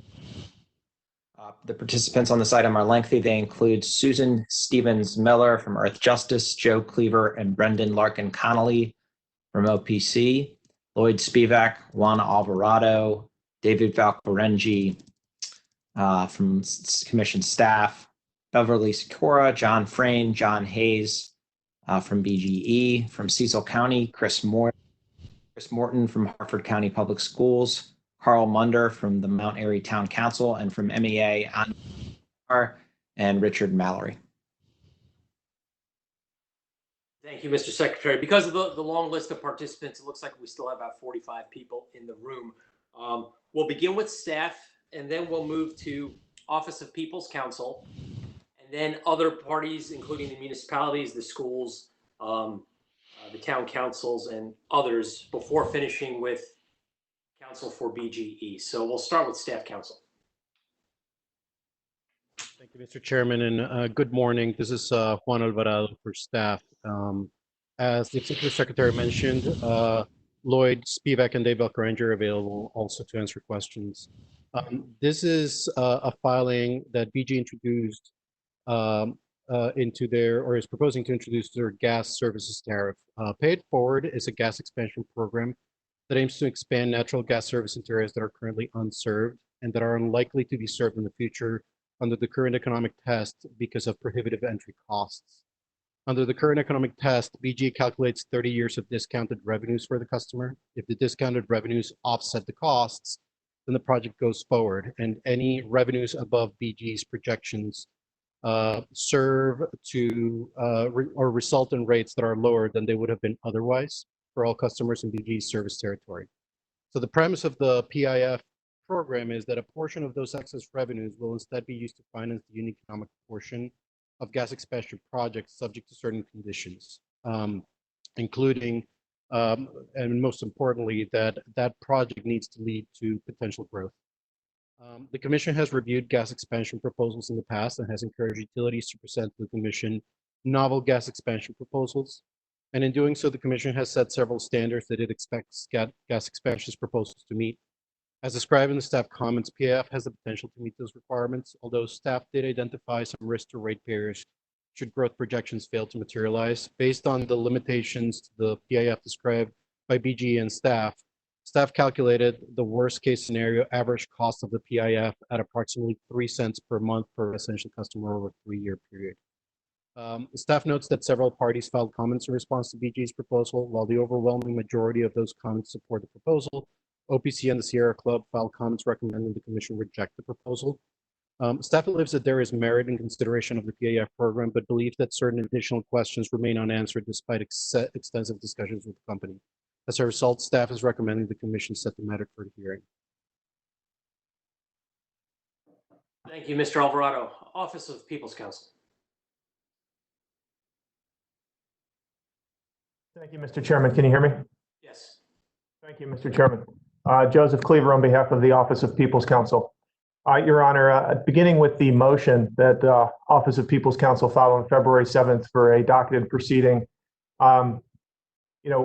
we agree with staff's ultimate recommendation that there are many unanswered questions and that this matter should more appropriately be considered in the context of a litigated docketed proceeding. In the last time the Commission considered a gas expansion proposal that significantly changed the economic test contained within a utilities tariff was the Washington gas expansion case of 2017, case number 9433. And in that case, the Commission stated that under our current line extension policy, the ratepayer's cost-sharing responsibility triggers when, 1, the potential customer's projected long-term revenues exceed the project's estimated costs, or 2, the projected revenues fail to exceed the cost, but the potential customers pay the difference up front. In either case, the existing customers do not bear the impact of any costs that exceed projected revenues. This proposal changes that policy. Under this proposal, customers do bear the impacts of costs that exceed projected revenues. And that alone, Your Honors, the significance of that policy change, which adds additional costs and risks to customers, is a basis to address this in a litigated case. In case number 9433, where the commission made that pronouncement, that was a litigated case. A three-commissioner panel presided over it, including the former chairman, as well as Commissioners O'Donnell and Richard.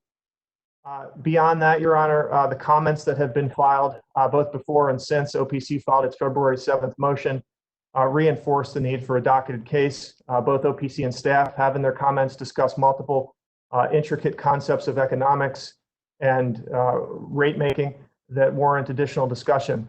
Also, other significant intervening voices that have weighed in include the Sierra Club, who have raised a number of important points regarding climate policy that warrant more analysis, as well as the MEA, whose role entails the management, as the Commission knows, of a large fund that will be used presumably to subsidize this program.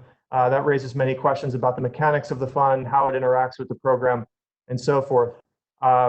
Beyond that, Your Honor, with respect to all the letters from school systems, there's really no indication of exactly what type of scale we're talking about with respect to the projects at issue, how they fit in with the contemplated budget over the first 3 years, as is discussed in staff's program, what percentage of the systems could take advantage of the program, whether people would be willing to wait years beyond those first 3 years, depending on the projected budget.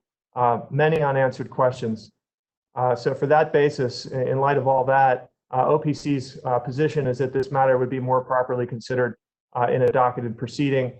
In our motion, the relief we prayed for was that we just asked that the filing be docketed and that the Commission establish an evidentiary proceeding.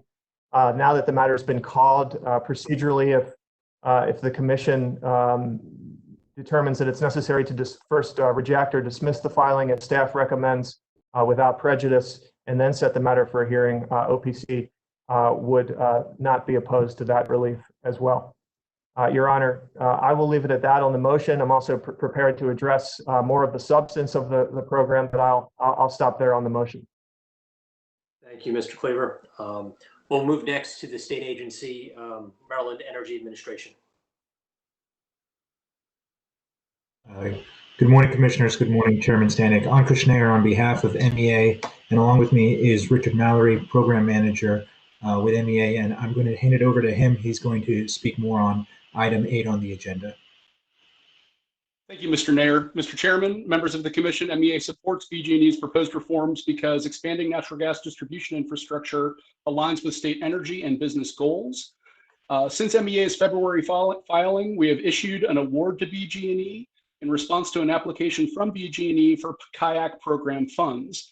As the Commission is aware, the kayak dispensation funds must be dedicated to promote natural gas distribution by deferring costs associated with installing natural gas infrastructure from the end of the utilities assets to the customer's meter, sometimes referred to as the last mile charge. Consistent with kayak program design, the Pay It Forward program proposal meets this intended purpose. MEA supports the proposed tariff amendments because they will assist with MGEF subsidized natural gas expansion, eliminating the risk of cross-subsidization paid for by other Maryland natural gas ratepayers within the BG&E service territory. In response to the COVID-19 pandemic and the negative economic consequences pertinent thereto, MEA is working to accelerate the launch of MGEF-funded programs that can help keep Maryland's energy industry open for business while supplying high-paying jobs. These programs are helping to mobilize jobs and encourage economic development in underserved areas of Maryland. Likewise, these programs help to deliver affordable, reliable, and cleaner energy. These programs are designed to inject capital into projects resulting in jobs while helping to lower energy bills. I thank the Commission for its time and leave myself open for any questions the Commission may have. Thank you, Mr. Mallory. I'm sure the Commissioners will have questions. We'll get those at the end. We'll next move to Ms. Susan Stevens Miller, if you have any comments to provide. Good morning, Mr. Chairman. Can you hear me? Yes. Good morning. Thank you very much, and thank you for allowing me to speak this morning. And thanks to all the other commissioners as well. For the record, my name is Susan Stevens Miller, and I'm representing Sierra Club in this administrative meeting. I'm sure the irony of considering this tariff on Earth Day has not escaped the commissioners. We are strongly opposed to approval of this tariff and don't think it even requires a hearing. Essentially, we are opposed for two basic reasons. One, it violates the state of Maryland's climate policies, and two, it violates decades of utility policy without justification. With regard to the climate policies, this commission has previously recognized that whether a proposal should be approved, the commission must determine the impact of the proposal on other state policies, including Maryland's environmental goals. Thus, it is incumbent upon the commission to examine utility proposals in the light of Maryland climate policy. This analysis is particularly necessary for any program affecting gas usage in Maryland. Fossil fuels come with grave consequences for Marylanders' health and Maryland's climate future. Burning fossil fuels, particularly gas, causes climate change through the release of greenhouse gases. According to data from Maryland's most recent greenhouse gas inventory prepared by MDE. Miller, can I interrupt you 1 second? Sure. If counsel for MEA, can you, you're on mute now. Thanks. I think we had some background noise. Ms. Miller, please continue. Sure. Residential GHG emissions are overwhelmingly from burning gas in homes. No credible plan to combat climate change can ignore methane emissions. Furthermore, in 2016, the General Assembly passed and Governor Hogan signed the Greenhouse Gas Emissions Reduction Act of 2016.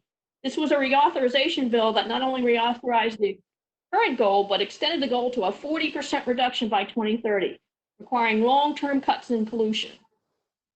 MDE recognized the need to move away from GHG emitting fuels in 2019 in its Gas House Reduction Act draft plan.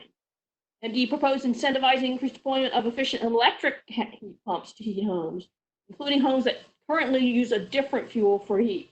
Transition the energy source from home heating toward increasing clean electricity. BG's assertions of the environmental benefits of its proposal should be rejected.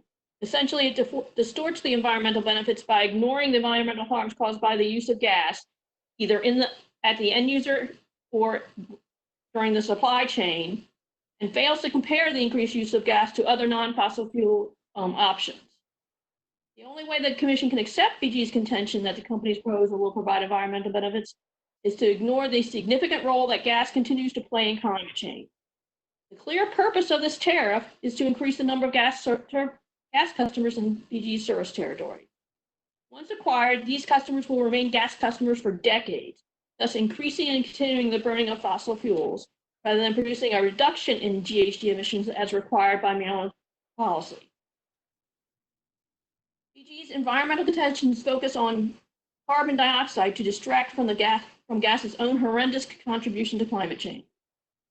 Maryland cannot achieve a 40% reduction in GHG emissions by 2030, while at the same time permitting a program that incentivizes Maryland's residents to use gas. The two policies are mutually exclusive. I also wanted to mention MEA's grant program, which uses funds from the Alta Gas merger. In the recent budget passed by the legislature for fiscal year 2021, the General Assembly directed that $5.6 million of the Alta Gas funds be given to DHCD for energy efficiency rather than used for gas expansion. I think this reflects at least a concern on the part of General Assembly about the continued expansion of gas, and reflects that it feels the funds should be used for other interests. Finally, we support OPC's utility policy analysis that they filed on Monday. This represents a retreat of decades of utility policy that encouraged customers to pay their own costs because of the limited or no benefit to current customers. We also feel that in light of the changes in policy in the state of Maryland, the commission should, in general, reconsider its position of encouraging the extension of gas in Maryland. It's not in keeping with current Maryland law. Thank you, and I'll be available to answer any questions. Thank you, Ms. Miller. We'll keep going down the line. Mr. Cleaver, I think your mic is still open. We'll begin with the representative from Cecil County.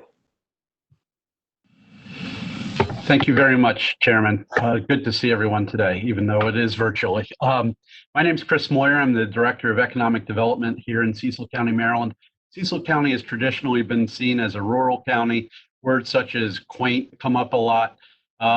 In economic development, though, we've seen a tremendous change in our economy over the past several years. We now have the highest GDP growth along the I-95 corridor, second highest job growth in the state of Maryland, and the third highest wage growth in the state of Maryland. And infrastructure, including specifically natural gas expansion, has been key to that economic boom that we've experienced. The county is very bullish on natural gas through our growth corridor. The businesses that we work with, mostly industrial, expect natural gas as much as they expect water and wastewater to be in place in order for them to build and expand and create jobs for the entire state of Maryland. The Pay It Forward program would be a huge benefit to the county and the developers that we work with, including industrial, mixed-use development, as well as larger residential developments that we're trying to see to increase our population and grow our workforce for all of the jobs we've created. Particularly in light of COVID-19, the margins on developers throughout Cecil County and the state of Maryland are going to become razor thin for the foreseeable future. And this program will help allow those developers ways to expand the natural gas expansion in the county in a very responsible way. So we see this as a great opportunity to continue economic growth in Cecil County as well as the state of Maryland as it relates to BGE's coverage area. I appreciate your time. Thank you, Mr. Moyer. We'll next turn to the representatives from the Harford County Public School District. Good morning, Mr. Chairman and members of the PSC Commission.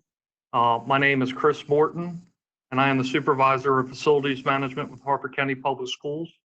Also here with me today is Patty Jo Beard, who is the Executive Director of Facilities Management for Harford County Public Schools. I am testifying today in strong support of the BGE's Pay It Forward program as a representative of HCPS. HCPS is the educational home for more than 38,000 students in grades K through 12. School officials here believe that providing students with a 21st century education requires a 21st century learning environment. Perhaps that's why the sustainability of the facilities ranks amongst HCPS's core values. This program provides a more equitable way for extending the gas infrastructure in lieu of the initial customer paying for the entire cost of the extension. HCPS is laser focused on providing cost-effective, reliable, and efficient facilities. Not only would this provide energy cost savings and maintenance savings, it would improve air quality by eliminating the fuel oil emissions and help HCPS to continue to work towards getting out of the underground storage tank business. HCPS has successfully completed 3 performance contracts to reduce energy consumption and lower our annual energy costs. We are currently working with Constellation on a phase 2 PPA to install 4 additional rooftop solar projects.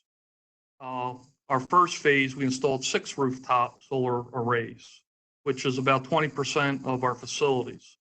Also, since the inception of the BG&E Smart Energy Savers program, we have received over $2 million in rebates.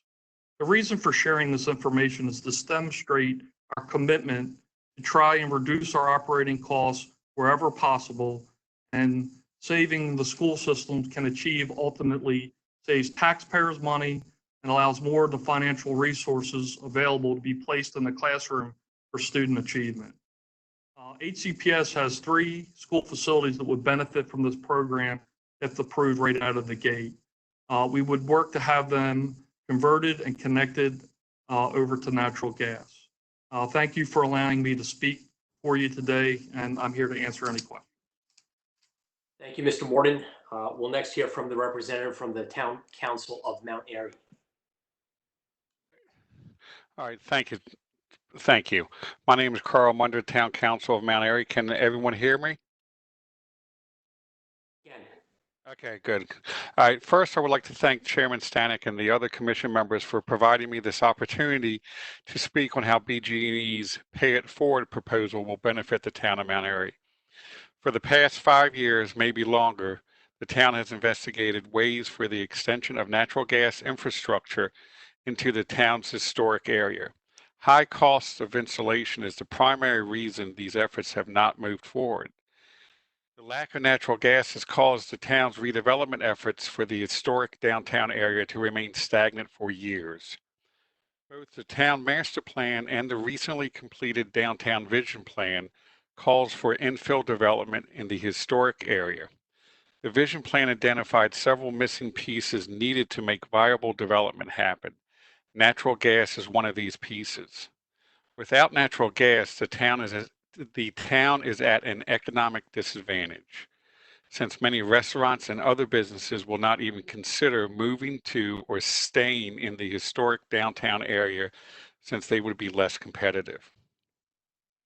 A centerpiece of the town's redevelopment efforts is a building on the National Register of Historic Places. This building has been vacant for close to 20 years and is currently for sale. An extension of natural gas into this part of town would vastly improve its chances of being sold and restored to its former glory. In addition to allowing for the town's redevelopment efforts to move forward, this program will assist the businesses and residents that call the historic downtown area home to obtain natural gas and the economic benefits that come with it. In conclusion, the Pay It Forward proposal before you today is the best opportunity Mount Airy and other small municipalities in the state have for allowing the extension of natural gas infrastructure to underserved commercial and residential areas. In turn, this would provide needed economic benefits to struggling communities by lowering utility bills for existing businesses and residents and making redevelopment efforts more viable. The Commission should also have a signed letter by all of Mount Airy's elected officials showing our support for this proposal, and I'm willing to take any questions. Thank you. Thank you, Council Member. Before we hear from the utility themselves, are there any other parties that I neglected to call? Okay, well, at this time, we'll hear. Mr. Chairman, if I may. Please. Thank you. Joe Cleaver again for OPC. Mr. Chairman, just wanted to make it clear that I appreciate the opportunity. I did address the motion at the outset that we have. I have not addressed the substance of our comments, so did want to make sure that I have reserved the right to be heard on the substance of the program and the ultimate recommendation if the Commission does determine to go forward today and consider the merits of the program. I suspect we'll have that opportunity. I'm sure we'll have some questions and before rendering a judgment at this point. Hearing from no other parties that have yet to speak, we'll turn to Council for BGE. Good morning, Chairman Stanek and Commissioners. Beverly Sikora on behalf of BGE. I also have John Frayne and John Hayes with me. Not with me, but with us this morning. I want to say that the company has really has been following the prior cases involving proposals to expand natural gas, particularly the WGL cases. And we really did listen to the Commission's concerns about, the concern that existing customers, would subsidize or could be subsidizing the future expansion. And I got to say, I was very proud of our team when they came up with the Pay It Forward concept that, recognizing that as projects come on, some are overly beneficial, that their benefits, their revenues exceed the cost by quite a bit, and that, really this was kind of an untapped source of funding for future projects. Again, I think of the phrase, you have to make or spend money to make money. That's kind of here. You have to spend money to make future revenues. And, you hear so many of the businesses and local communities saying that they need a program like this and that people will take advantage of it. It's just that initial, who's going to pay for it? I'll say in response to staff's recommendation that this be set for hearing, You know, I don't understand what questions, and staff put some questions in there, and I think a lot of them have actually been answered, and some of them are actually brand new. You know, but I think really the problem is that there's a fundamental policy decision of, you know, do we want to go down this path? Do we want to tweak, I'll say, commission policy to start looking at this? And, you know, actually, I was quite surprised, but very encouraged by a recommendation in staff's comments that, you know, we have some kind of, I don't want to use the word pilot, but we have this program proceed for, I think staff recommended 2.5 years with regular check-ins by the utility to staff and OPC about the progress and what we're seeing. And really, I think that is such a great idea that would certainly be a better use of our resources than having a litigated proceeding where, frankly, I'm not even sure what kind of witnesses we would bring in to answer this really the basic policy question. You know, we could spend 2 years in a litigated proceeding and still end up back in front of the commission, you know, with the basic question to the commission that staff noted in its comments of, you know, do you want to, you know, take these excess revenues, as we call them, that are currently using, that are serving to reduce customer rates, and use those to expand the natural gas infrastructure to provide more than likely, you know, increased revenues to customers that will even further lower rates going forward. And you know, BGE, there were some comments, I think, by OPC's counsel about knowing about what the scope was, and again, some of these unanswered questions. You know, BGE did offer to, you know, kind of discuss some parameters about, you know, how much we might do this. Again, we understand the concern that, you know, geez, are we going to go off and start spending $20 million on a single project? We included some limitations, but we were certainly willing to talk about further limitations if that's what it would, you know, take to kind of get this going. Again, I think if, you know, before we started down the path, we could, if we got a decision that yes, this was something the commission wanted us to further explore, we could talk about, you know, what kind of parameters we have, what kind of limitations we would have. You know, we talk about this growth pool that would be looking back a year at the excess revenues over the costs. At the beginning of the year, that was about $20 million that, again, would have been available. $20 million may be too much for people to get comfortable with. We could certainly talk about limiting it, you know, 10 million, 5 million, if that was kind of the sticking point for people. We could look at the rate impacts of that to really see how that would impact customers' bills.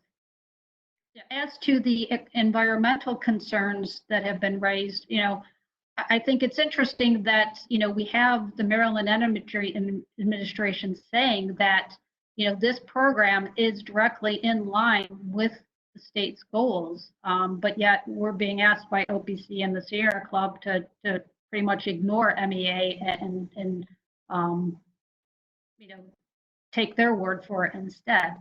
You know, I also found it helpful that, or heartening that with the Harford County representative that, you know, the school, yes, they're interested in replacing oil with gas, but they're also looking at other environmentally beneficial ways of energizing the school, environmentally friendly and also cost efficient. You know, the solar panels that again will lower costs and be better for the environment. BGE very much believes that natural gas is one component in a way, in a, you know, toolbox of different ways to reduce greenhouse gases. You know, it's going to take using all of these pieces that we have available, all these tools that we have available. Apologize, want to see what else I may be missing. You know, oh, and back to the, you know, I was happy that the representative from MEA mentioned that we've been awarded a grant under their program for natural gas expansion. Without approval of Pay It Forward, those funds are not available this year and potentially going into the future. And so, we can, again, if there's a question about how the funds from that program would mesh with the funds available from our growth pool, that's certainly something that could be discussed. But we've talked about it, and if there's still remaining questions, we can go over it again. As I said, Mr. Frayne and Mr. Hayes are available to answer questions, but Mr. Frayne was going to also now address some of the more technical comments that were filed. And so I will pass the mic to him at this time.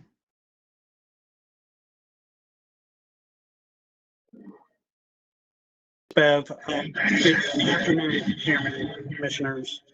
It's John Frayne from BGE. I just wanted to, and I won't belabor my comments here.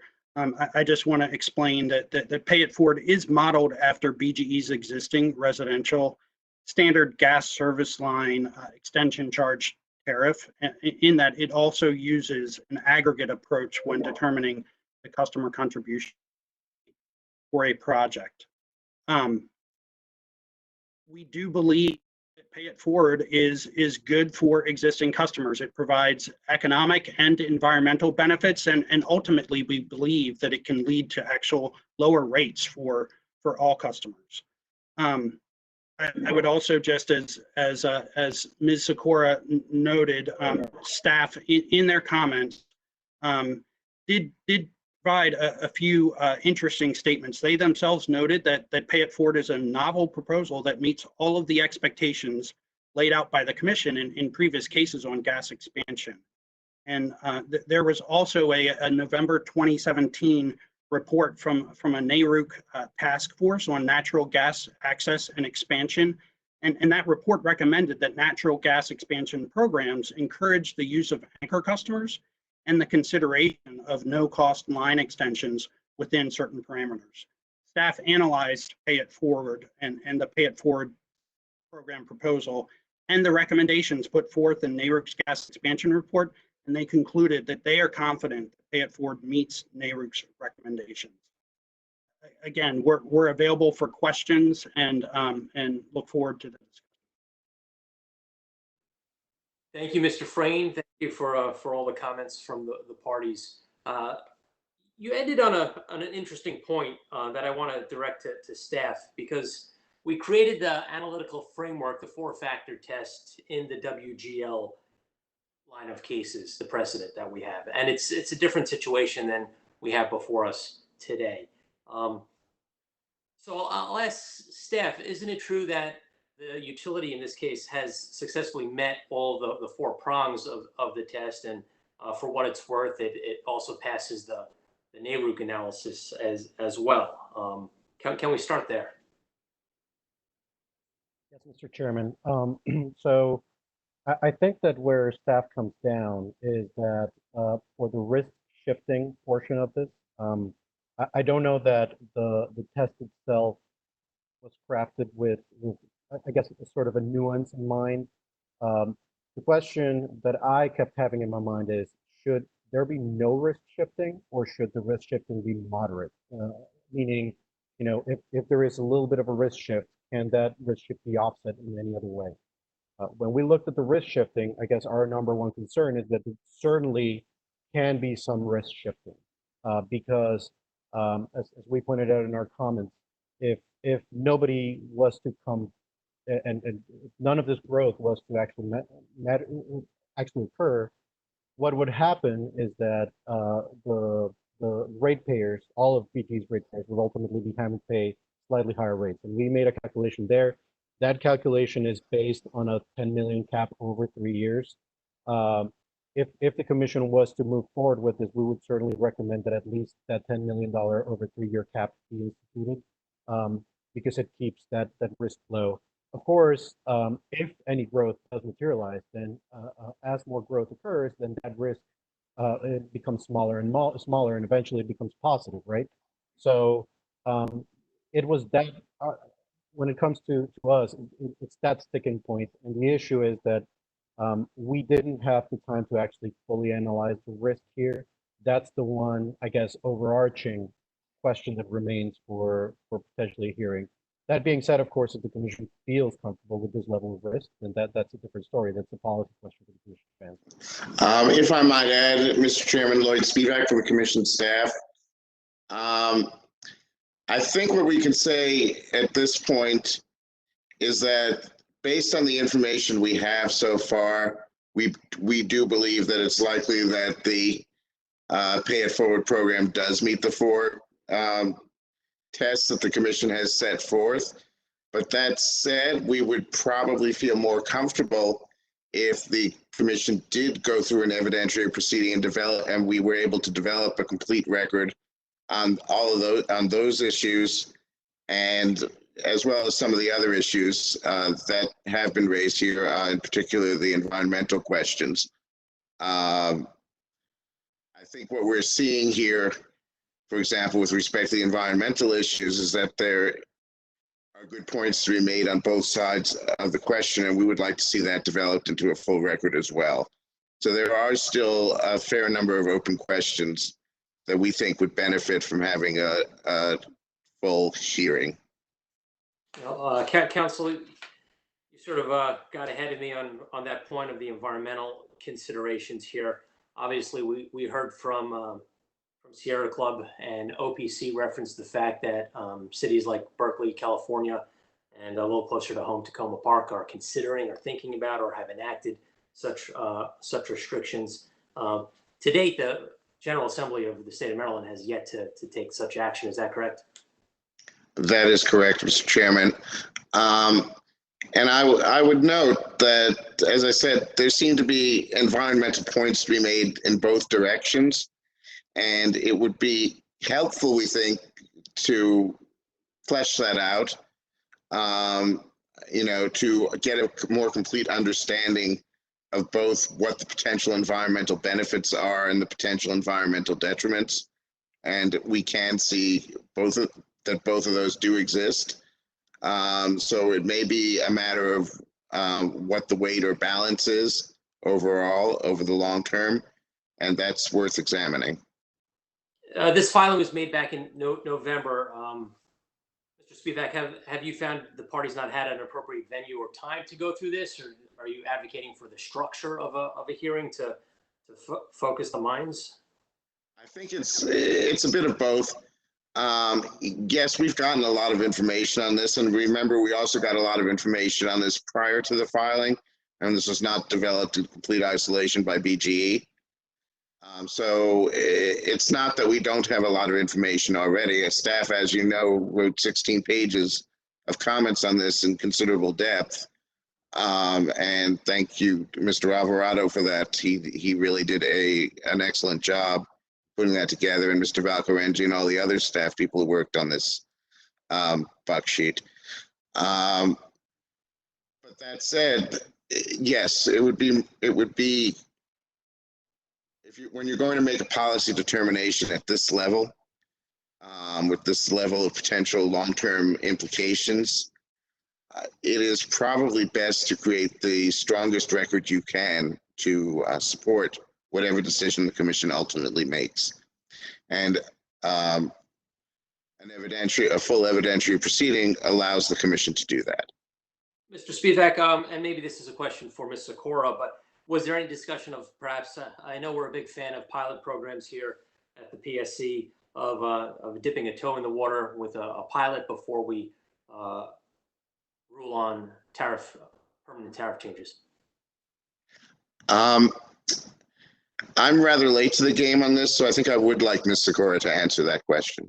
Ms. Sikora, can you answer that?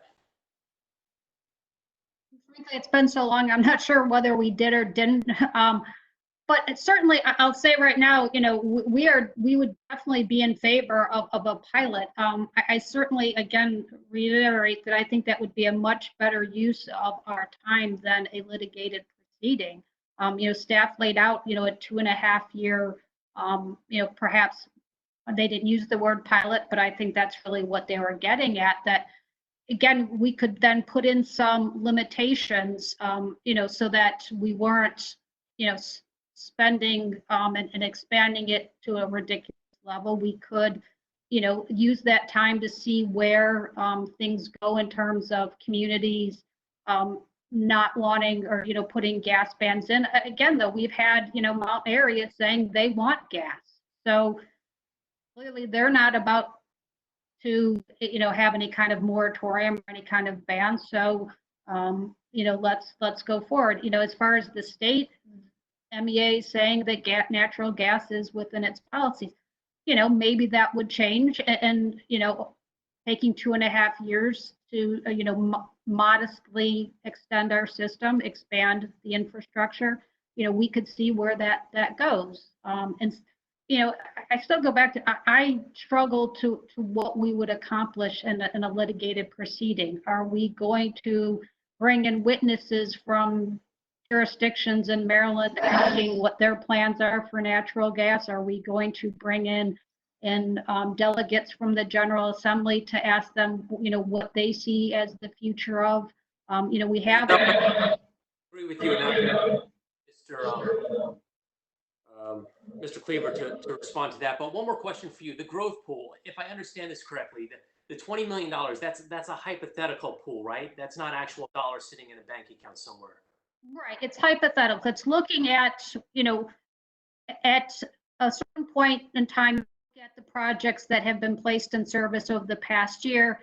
We run an economic test normally to figure out how much of a contribution, if any, a project has to make towards, its funding.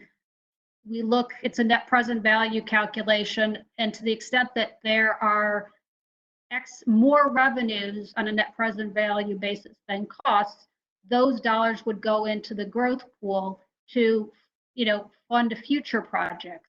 But again, those are limited to future projects that have the opportunity or have the capability of having additional growth come from them. So if, we had an anchor project where, say, a big box retailer wanted to put in a warehouse someplace, and we saw that, hey, if we extended our main to serve that customer, not only would we get them, but then you could get a lot of other development off that same line.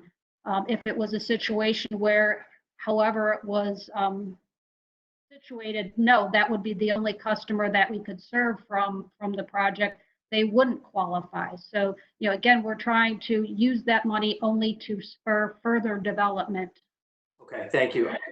To Mr. Cleaver, and perhaps with the assistance of Mr. Larkin Connolly. So we have a situation here. Staff did the numbers. There is the potential for some risk exposure, but overall it seems rather de minimis in my estimation. Of course, we don't know who is going to be an anchor customer. We don't know which neighborhoods or new developments would seek out gas and which wouldn't. So we're never going to have any degree of clarity as to exposure. I understand BGE has gone ahead and said that they would not place any assets in rates before they're actually in service or used and useful, if that's correct, and be subject to a prudency review. I took a look at attachment D of BGE's filing, and they had a number of simulations and scenarios. And I wanted to know if your consultant ran any of those revenue simulations, particularly for scenarios C and D. Thank you, Your Honor. Can you hear me? I can. Yeah, Your Honor, our consultant didn't run any simulations for scenarios C or D. He did run a simulation for scenario B. Scenario B would not be eligible for pay it forward in the attachment D to the company's filing because it doesn't lead to potential new growth. But even under scenario B, the quote unquote excess revenues from all those projects would be eligible for the growth pool. So those people in scenario B, they themselves would not be able to get a contribution from pay it forward, but their projected revenues over 30 years would all go into the growth pool. So Mr. Larkin Connolly did, so it is relevant to consideration of some of the uncertainty and some of the risk here. So Mr. Larkin Connolly ran a simulation with respect to scenario B, and the results of that are included as attachment A to our April 20th comments. And Mr. Larkin Connolly, his simulation, which he described in detail, determined that for those customers, there was I believe it was about a 2/3, 66% chance that the projected revenues would not be equal or greater to what the company projected. The actual revenues, let me start over. There was a 66% chance that the actual revenues would not be equal to or greater than the revenues that the company projected for those customers, which would fund the growth pool. Did that revenue simulation account for any excess revenues from other projects?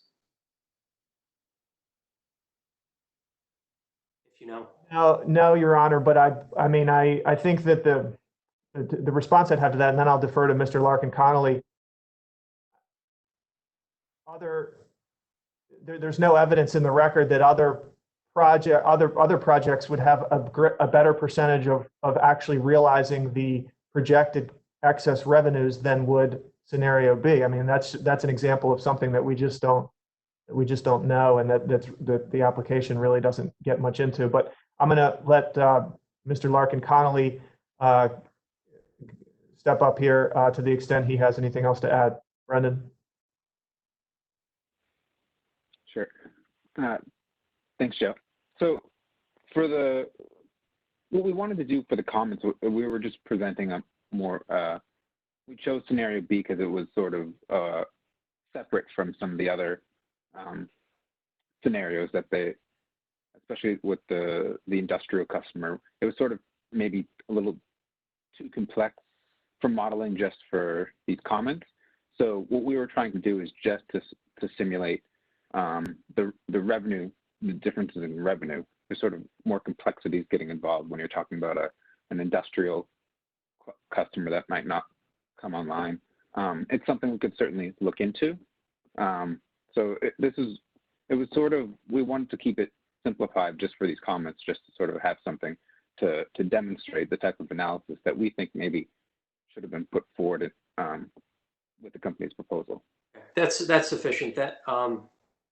Thank you. But back to Mr. Cleaver, do you think the evidence you're hearing, you're going to be able to get more answers, more detailed answers through an evidentiary hearing than we're going to have today? It doesn't seem like BGE has much more to provide to you at this point, based on obviously a lot of hypothetical situations that are going on here.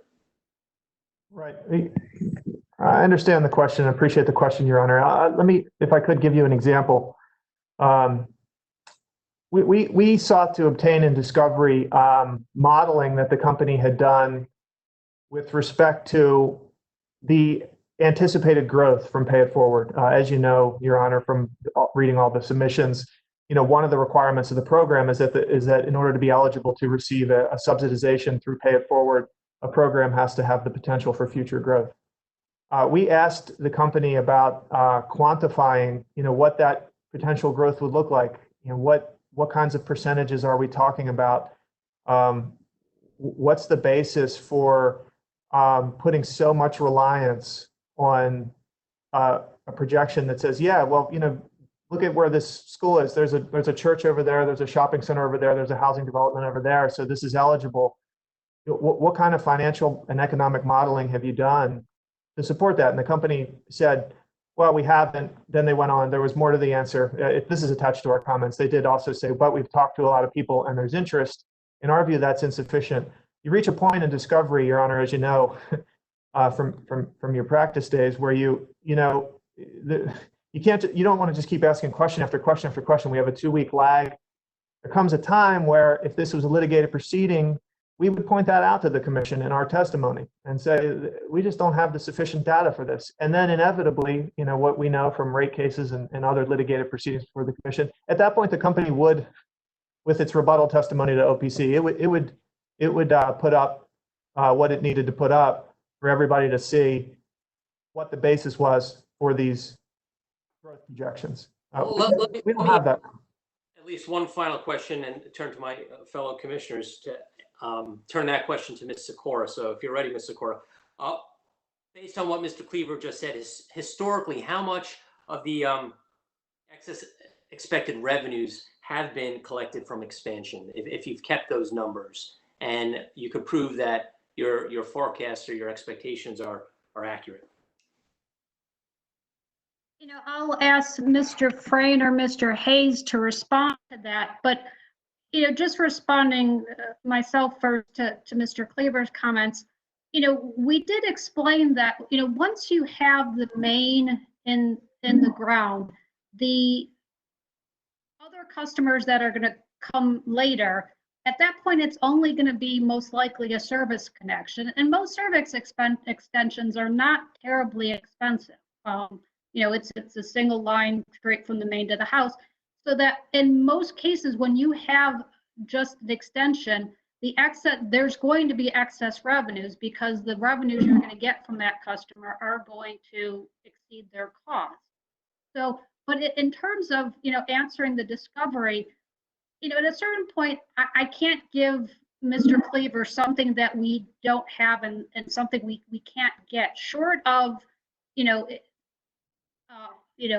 the case of the people we have talked to know that if, we've had interest from a single customer and, we've looked at churches and other things, short of going then out and getting some kind of signed commitment from the church or anybody else along the line that they'd be interested, or, somehow surveying the developer community about whether or not they plan on, building something new. We don't know what he wants from us in terms of the future is the future, and we can do the best we can to understand what people's plans are, but there's really no way to necessarily know for sure. The public school district, we have heard from them that they've got like 130 schools that they're ready to convert when they're able to, when the program, comes up and running. So, we have can get. Just promise one final question, and then we'll move on to Commissioner Richard. Staff's buck sheet said if the commission, in its judgment, decides to approve such a program, noted a number of reporting requirements, informational reporting requirements. That was the end of the buck sheet. Does BGE have any objection to those? Absolutely not. Thank you. Commissioner Richard. Thank you, Mr. Chairman. Is Mr. Mallory still available? Just a couple of questions for Yes, MEA. sir, I am. Yeah. Yes, sir. I just wanted to find if you could just tell me quickly what the status of the gas expansion program is now. I think, am I correct? It started with $34 million. Do you still have $4,320,000, sir. We filed a report last year with the commission. Our appropriations from the General Assembly for fiscal year 19 was frozen, and we were unable to make any disbursements. For FY20, we have issued grant letters expending every dollar we were appropriated for, and are currently in the process of executing grant agreements with our grantees. Okay. So that was another question I had that came up about what the legislature has done or not done at this point. But the legislature has actively, I guess, if I'm hearing you correctly, limited your ability to use that fund for gas expansion projects. They have. Okay. So what happens next? Are you pretty much locked out of any future consideration for projects using that fund until and if the legislature were to change its position? We're examining that issue. Okay. The legislation was done on third reader as a floor amendment once the statewide lockdown had gone into effect. Okay. But it's something we're actively examining. Have you previously, were you aware of some of the supporters and their specific projects that they had in mind, Mount Airy, the school districts? Yes, sir. We were aware of some of them. Some of them were new to us, and we were very pleased to see the turnout. Especially, it was a great point from the Harford County Public School representative. We would very much love to get Maryland Public Schools out of the UST business, as well as cleaning up the air with a cleaner source of heating for dwellings, such as schools. Okay. If you could get the permission from the legislature, would these be projects that you could just go and work with the potential recipients directly? Obviating the need for this change in the way the tariff works? Yes, Commissioner, and presently the programs that we have had funded and executed award letters for, a fraction of our programs do that directly. Okay, Specifically in Somerset County is where we've been focused on direct grants to convert folks from dirtier fuels to clean and affordable natural gas. Okay, so for the projects here, do you believe that you might have sufficient funds if the legislature were to provide you the authority to again support those projects? Yes, Commissioner Richard, we do.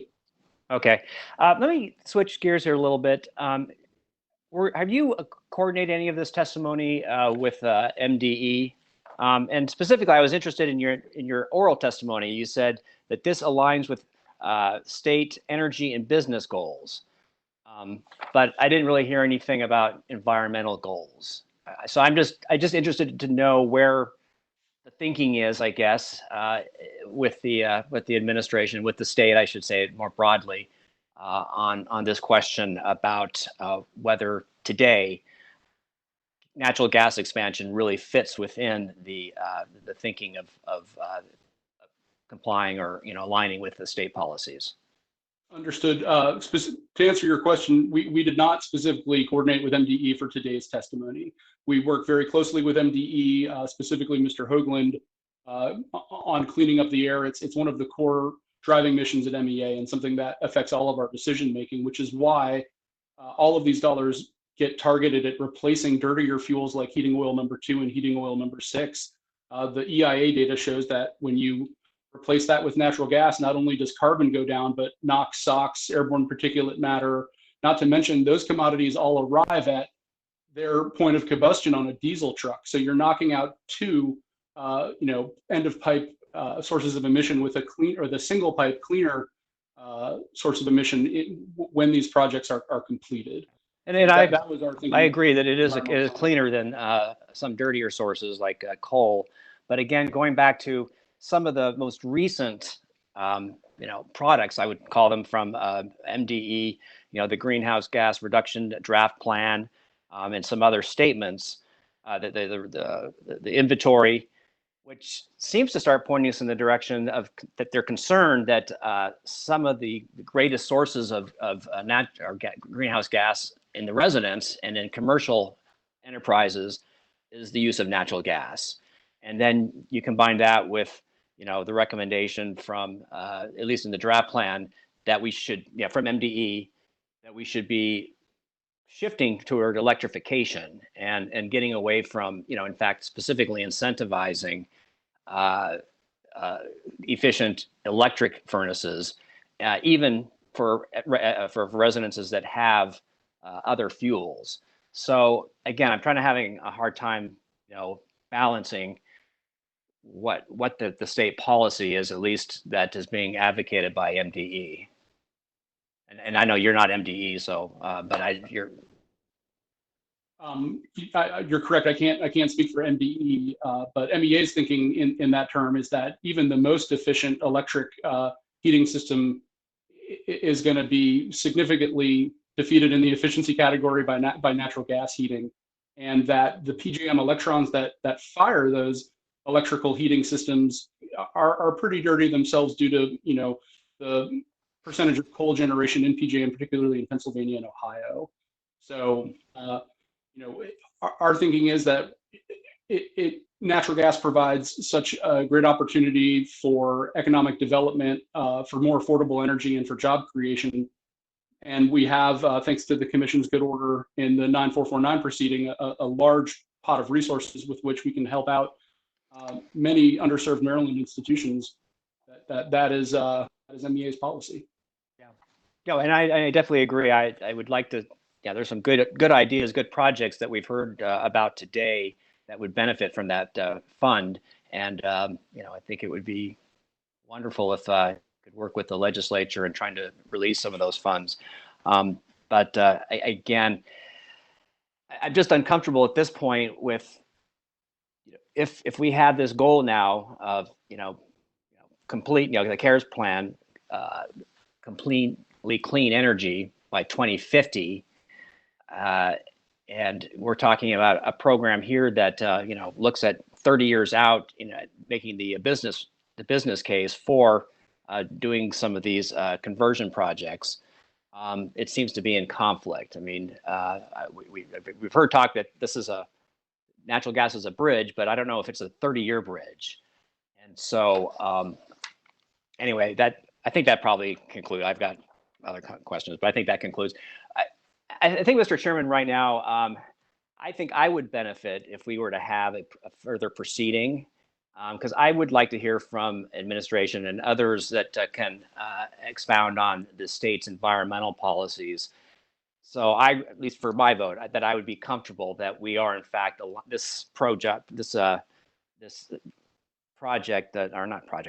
that we're talking about today does align with state policies. So I'll conclude there. Thank you, Mr. Chairman. Thank you, Commissioner. Commissioner O'Donnell. Thank you, Mr. Chairman. I am coming in on my audio on my phone, so I apologize. I hope you can still see me, but we could see and hear you clearly. Okay, good. When we took the break, when I tried to come back in, I had lost my audio. So it's the quirk of technology, the gremlins of technology. So I wanted to address staff counsel, Mr. Spivak, if you could come on. I want to ask you a question about the law. We've had the law referenced here several ways today, both from an environmental law perspective and the Greenhouse Gas Reduction Act requirements, as well as economic development policy, as referenced by MEA and as discussed with Commissioner Richard and MEA. But I want to talk about, and if you've already addressed this, and I was out, that was 3 or 4 minutes at the beginning, I apologize, but I wanted to ask you, Mr. Spivak,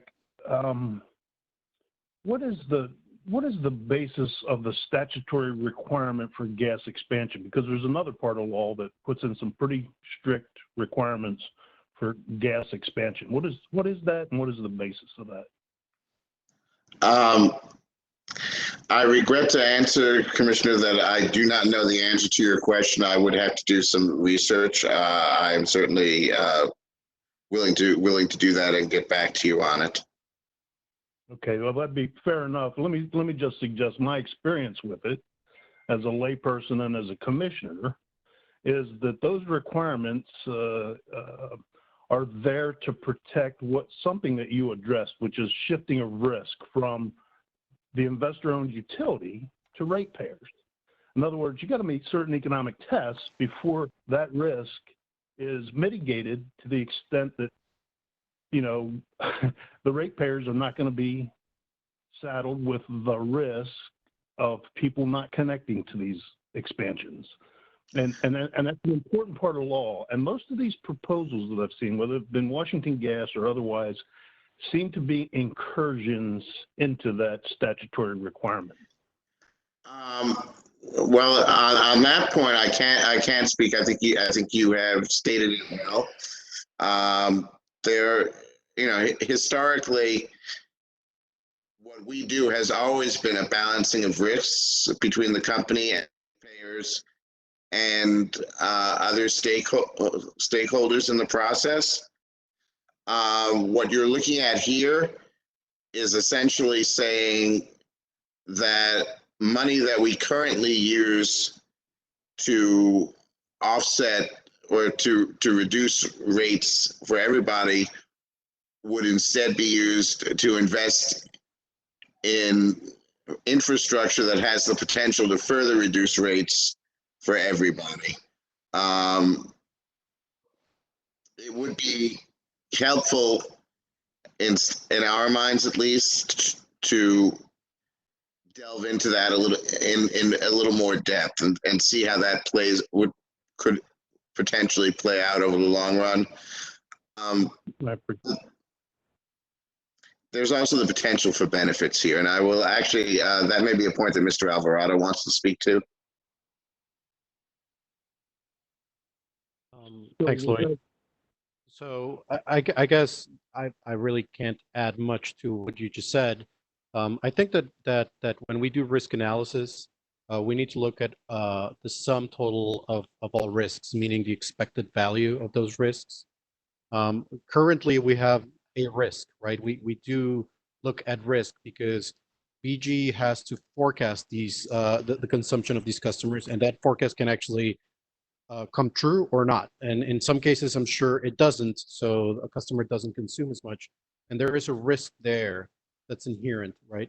And that risk is probably expanded a little bit under Pay It Forward, simply because now you don't have the offsetting customer contribution up front. So now that additional customer contribution is a little bit of extra risk.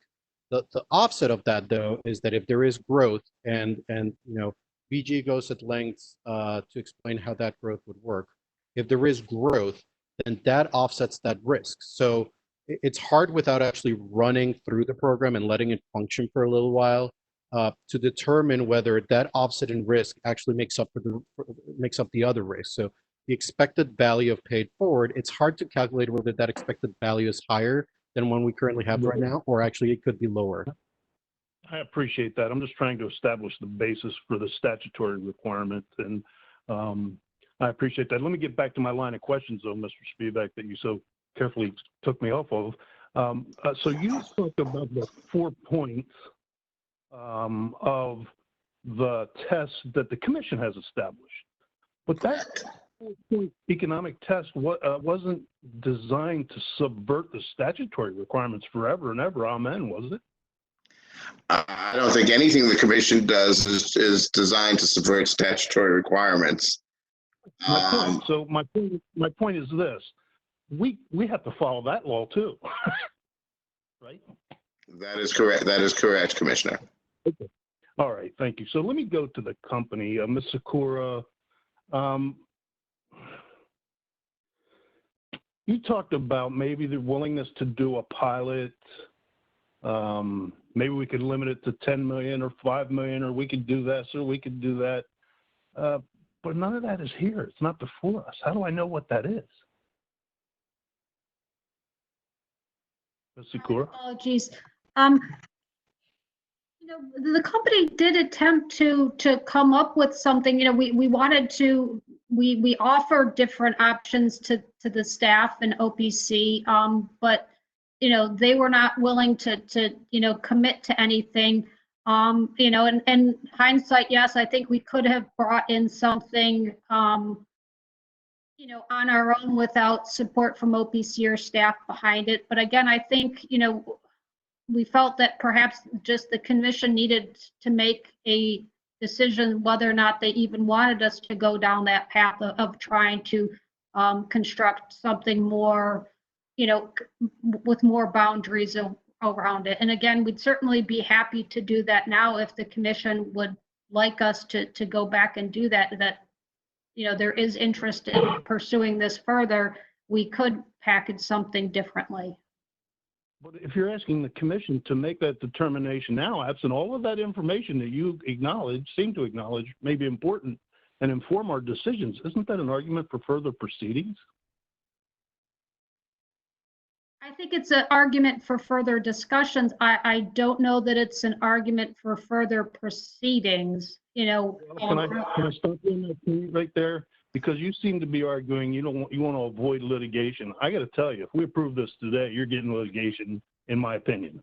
It's going to be protracted, and it's going to be very vigorously fought in the courts.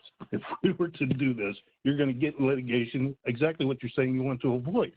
Wouldn't a proceeding build the record for us and inform and solidify from a legal standpoint our ability to make such policy decisions? I think if we had a proceeding that, where we also then were trying to, yes, set the record, establish the record, but at the same time would have, settlement discussions where, again, if we were to agree on a 3-year pilot, a 2-year pilot, we could have those discussions at the same time. All right, thank you. I appreciate that. Mr. Chairman, I'll end my comments there, but I will say, a lot like Commissioner Richards, this stew is nowhere near cooked. We got conflicting state policies and laws. These seem to me to be incursions on the economic tests that are statutorily driven. And I think you almost kind of hear that, and we'll take anything we can get kind of approach to make those incursions, but I don't think it's the basis for moving forward. And I say that having supported gas expansion programs, not the least of which was the consummation of case 9449 merger. Thank you. O'Donnell. Commissioner Linton. Thank you, Mr. Chairman. I had a couple of questions for the company. We heard a lot of different parties that spoke today, and the company produced a number of comments about projects that are different entities that are excited about moving forward with projects. So I guess one of my initial questions was, do you already have projects selected? Or you already have projects in mind as to which ones you'd like to move forward with, or are we still in the some type of application phase after assuming in which you get an approval from the commission?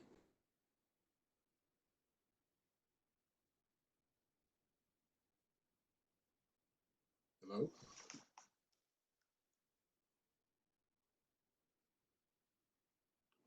Could you hear me? Oh, there we go. Okay, sorry. That would be the normal way to start this, but certainly we do have projects in mind that we would go back and if there were to be approved, we would start the process with those customers. Yes, definitely. I'm sorry, Ms. Cora.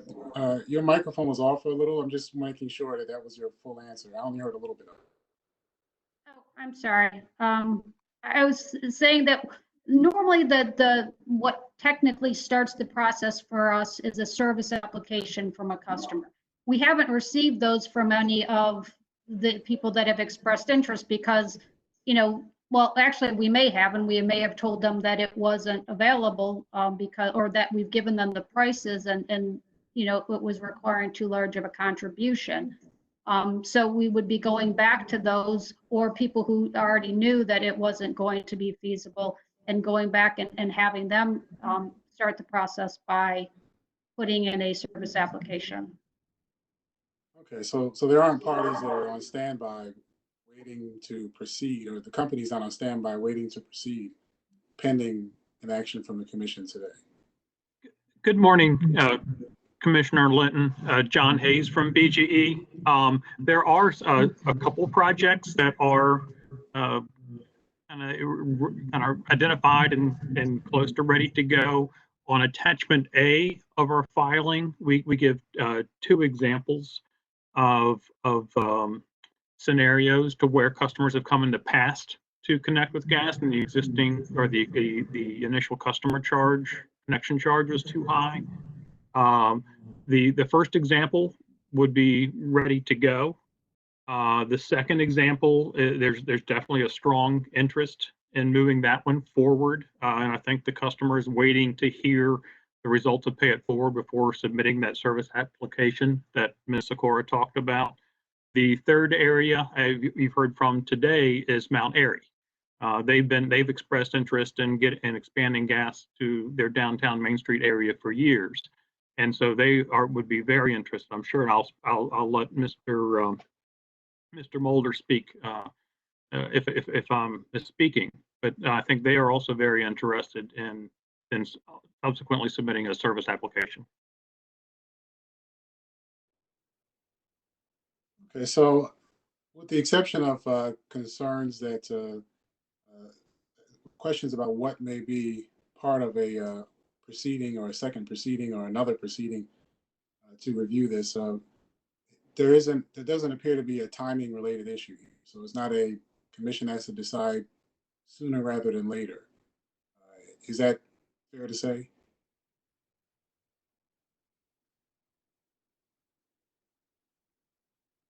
And the people that are interested, have been waiting for a long time and would like to proceed.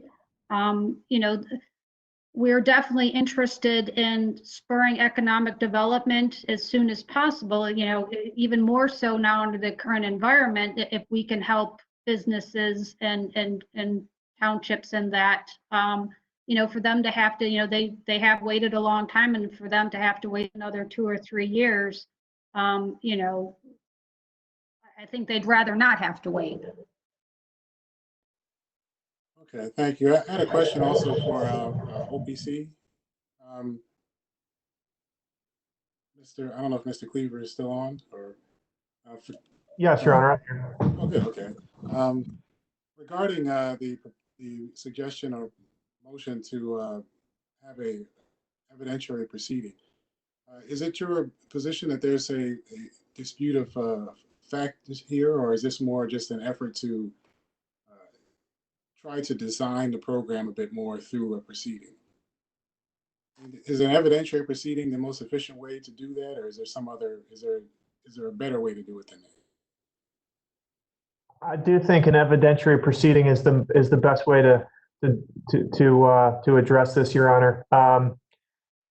There are disputes.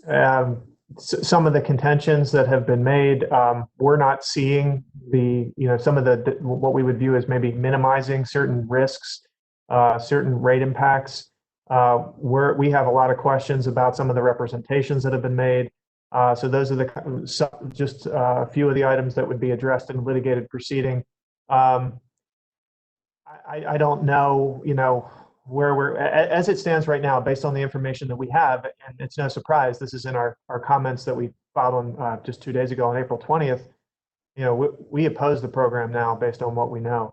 It's always possible that, through a litigated proceeding, and once we get more information kind of along the lines of what I was discussing with Chairman Stanek, we always are willing to listen in settlement negotiations, and we always try to keep an open mind. And the more information that's shared, you don't know how that would turn out. But I agree with some of the comments from Commissioners Richard and O'Donnell that there's just a lot that we don't know. There's a lot of incomplete and seemingly inconsistent things that are in the record before the commission now. So I do believe that a litigated proceeding and that process will be the best avenue to get the information that we all need.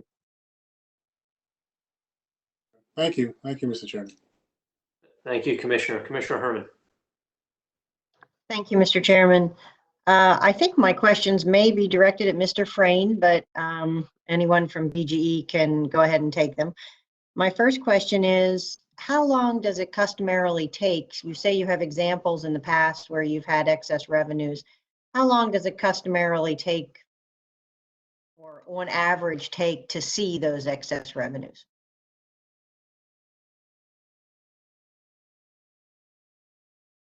Good afternoon, Commissioner Herman. I don't know that we've actually looked at, done an analysis to say exactly how long it might take or it has taken to see those excess revenues. I think some of it is going to depend on, the specifics of the project that you're looking at when you run the economic test, of course. And then, of course, it's also going to depend on the circumstances of where that project is and, how likely it is that the growth in the gas expansion can happen sooner rather than later. I don't think that it's necessarily something that would, in my mind, typically take a year. It might take longer than that, right? Just because the project, let's take an example of where we're taking gas main down a street and there's potential for growth further down that street. Well, once the gas main is there, it might take, another year or more, quite frankly, for businesses to realize that the gas is available there and to have the opportunity to actually decide to site a business in another area that they didn't realize they could have cited that business before. So I don't think we're talking about a period of months. I do think we're talking about a period of years.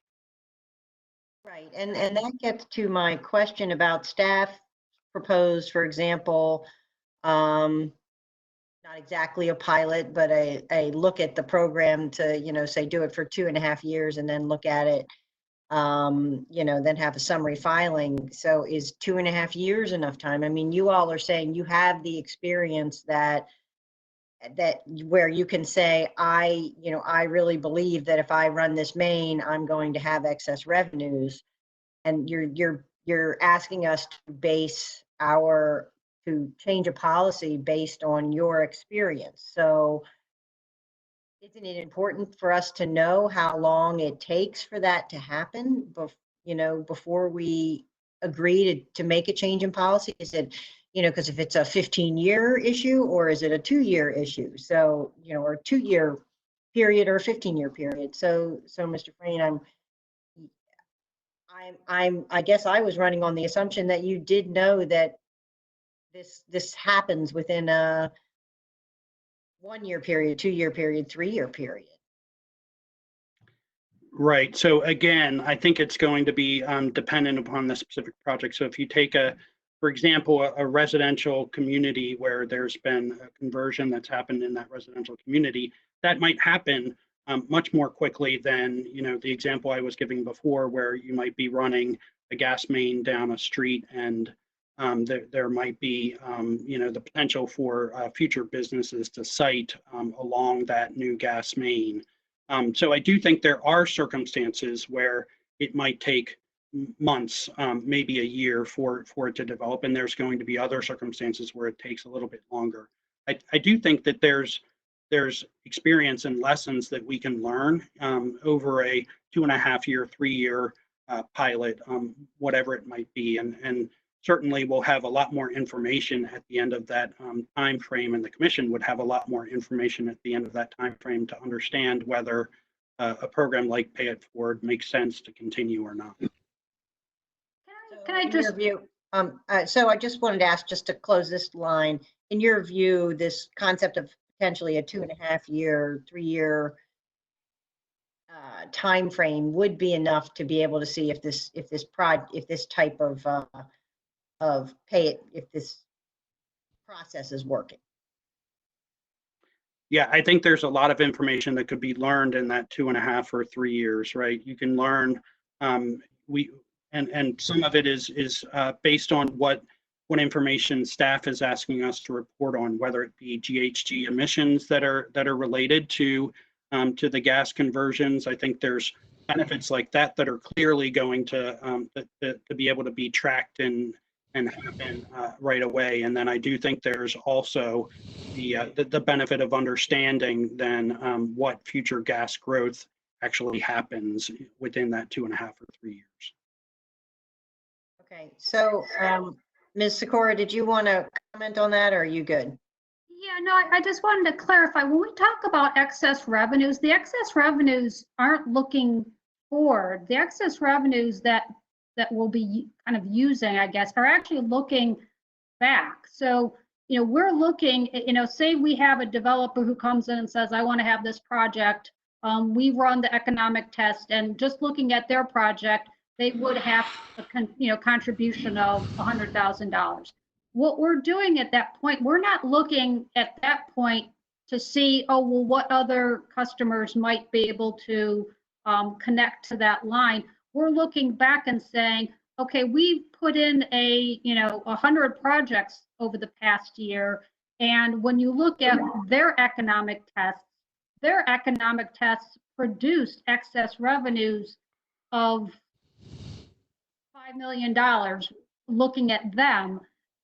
So we're not, the excess revenues aren't about what's coming forward. It's what people have already done to this point. And actually, we just look over the prior year.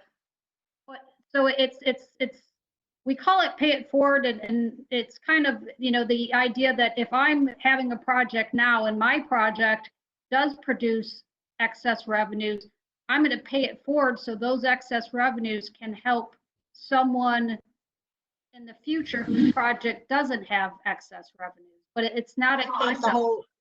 But I thought the whole point was that you're only doing projects and Pay It Forward that would be anticipated to have future excess revenues, right? Right, because we're hoping that those future excess revenues that those other projects produce will then be able to repay what we've taken out of it. But we have to know, in order to be able to evaluate whether the Pay It Forward is working, we have to be able to know if those projects that you anticipated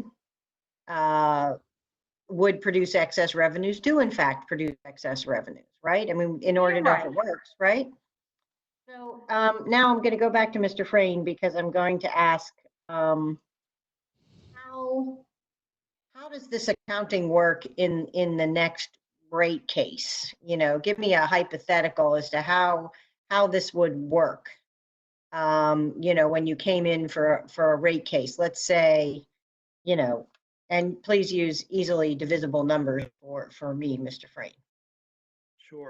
Sure. Yeah. So this would work like any other investment would in a rate case, where if we were to have Pay It Forward approved and a customer project was needed some Pay It Forward funds, that customer's project, let's say it was $1 million, that the customer would ordinarily have been calculated to have needed to make a contribution in order to make it economic. That $1 million, and I'm just going to simplify it without talking about taxes or anything like that, and that $1 million, yeah, would be placed into rate base. Ordinarily, that customer would have actually paid a contribution to that project, and that customer's contribution of $1 million would have offset the $1 million cost that we place into rate base. So with Pay It Forward, there is no customer contribution to offset that $1 million. It then therefore is going into rate base. The customer is going to be providing revenues at that point for BGE themselves, and so their revenues offset some of that $1 million that is now sitting in rate base. But let's say it's a year later or something like that, the revenues are not going to be enough to offset that $1 million entirely. And what would happen, you know, if Pay It Forward worked the way that we're intending it to work, is that future gas growth, there would be revenues from additional customers that would then also, you know, be included in that future rate case. And those additional customers' gas growth would not have any rate base associated with them, like that $1 million from the initial customer, and those future customers' revenues would offset that $1 million. And we're really expecting and hoping that it would more than offset that $1 million, so that, you know, ultimately all customers' rates would be lowered as a result.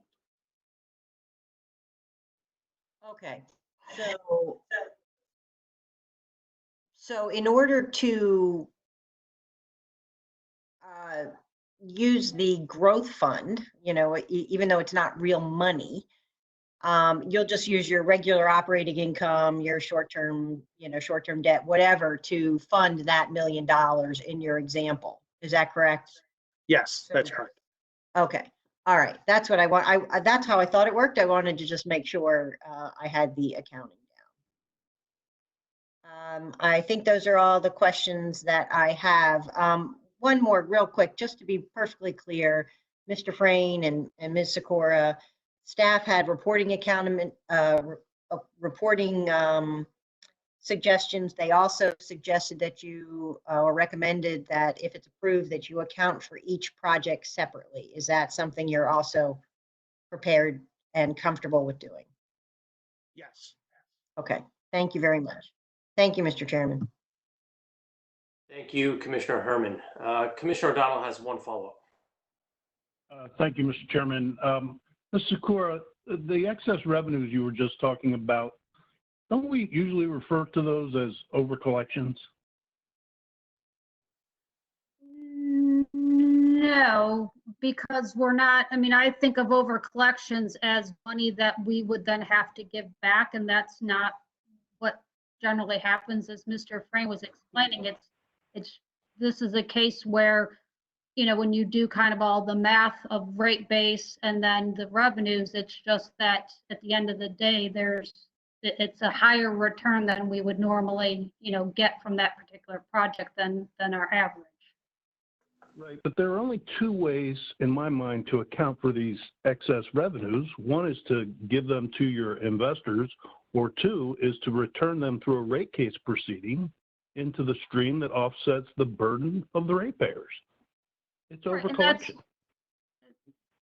Yes, it goes to offset, and as staff noted in its comments, that there would be a short-term increase for customers, existing customers, but that in the long run, there would be a, rate base or rates would be decreased. I know, but the ratepayers paid these excess revenues, and they're effectively, through the rate making process, due and owing to the ratepayers, nobody else, right? So anyway, I'll get off that, but I did have one other question. Why not just get down to Annapolis and change the law for the economic test? Instead of making these incursions, the utilities keep doing it. Why not just go change the law? And we've seen when the utilities want to change the law, they can put a lot of effort into it. We saw that on full display last year. Your Honor, I'm honestly not aware of the specific law that would get changed. There's laws about rate making, about having just and reasonable rates. I'm racking my brain and have not done the research, but I'm not aware of a specific statute that talks about how economic tests are conducted. Because honestly, economic tests are done differently for electric and gas, because electric is, they have no choice in the matter, where gas, there are other options. If I just might speak to that for a moment. I think the economic tests are essentially basically a construct of the commission. That is, they are tests that have existed for a long time, but it's a matter of commission precedent that established those tests. And I mean, the basis for that, as Ms. Sikora just suggested, is the concept of just and reasonable rates, and maintaining just and reasonable rates. I think that is the case. That said, in answer to the question that Ms. Sikora and Commissioner O'Donnell sort of posed between them, I don't know that there's an existing law that would be changed. What could be done at the General Assembly would be a law specifically authorizing or requiring gas expansion projects under certain conditions. Something like that could probably be done. So let me just say this. I recall when I was in the legislature seeing bills to change the economic tests requirement. So I think a little more research, another argument for more research to be done on this, because I know I saw these bills come through the legislature. And they didn't pass, by the way. Thank you, Commissioner. We spent quite a bit of time on this today, and for good reason. It's an important matter. From what I've seen, I'm generally supportive of this concept. There's obviously demand. We've heard from school districts and municipalities regarding their desire to have this, but they may not be able to afford it up front.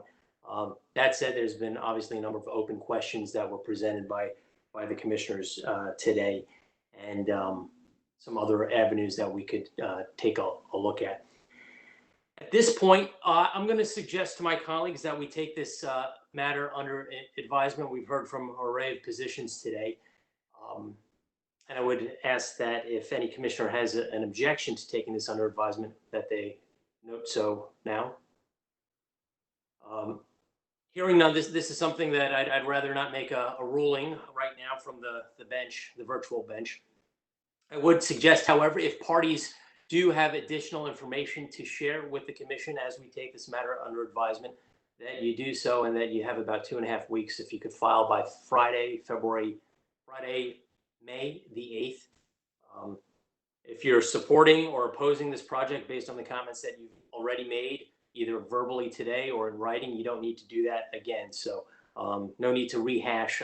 In fact, I don't want to see any of those comments refiled. But if you have any new information to share, you have the opportunity to share that information, and the commission will consider that, subject to further order by this commission. Again, that date is 2.5 weeks from now, Friday, May the 8th. If there is nothing else, Mr. Secretary, do we have any other matters or business before the commission today? There are no other items, Mr. Chairman. Thank you, Mr. Secretary. Everybody have a great day. Thank you for bearing with us today. This meeting is adjourned.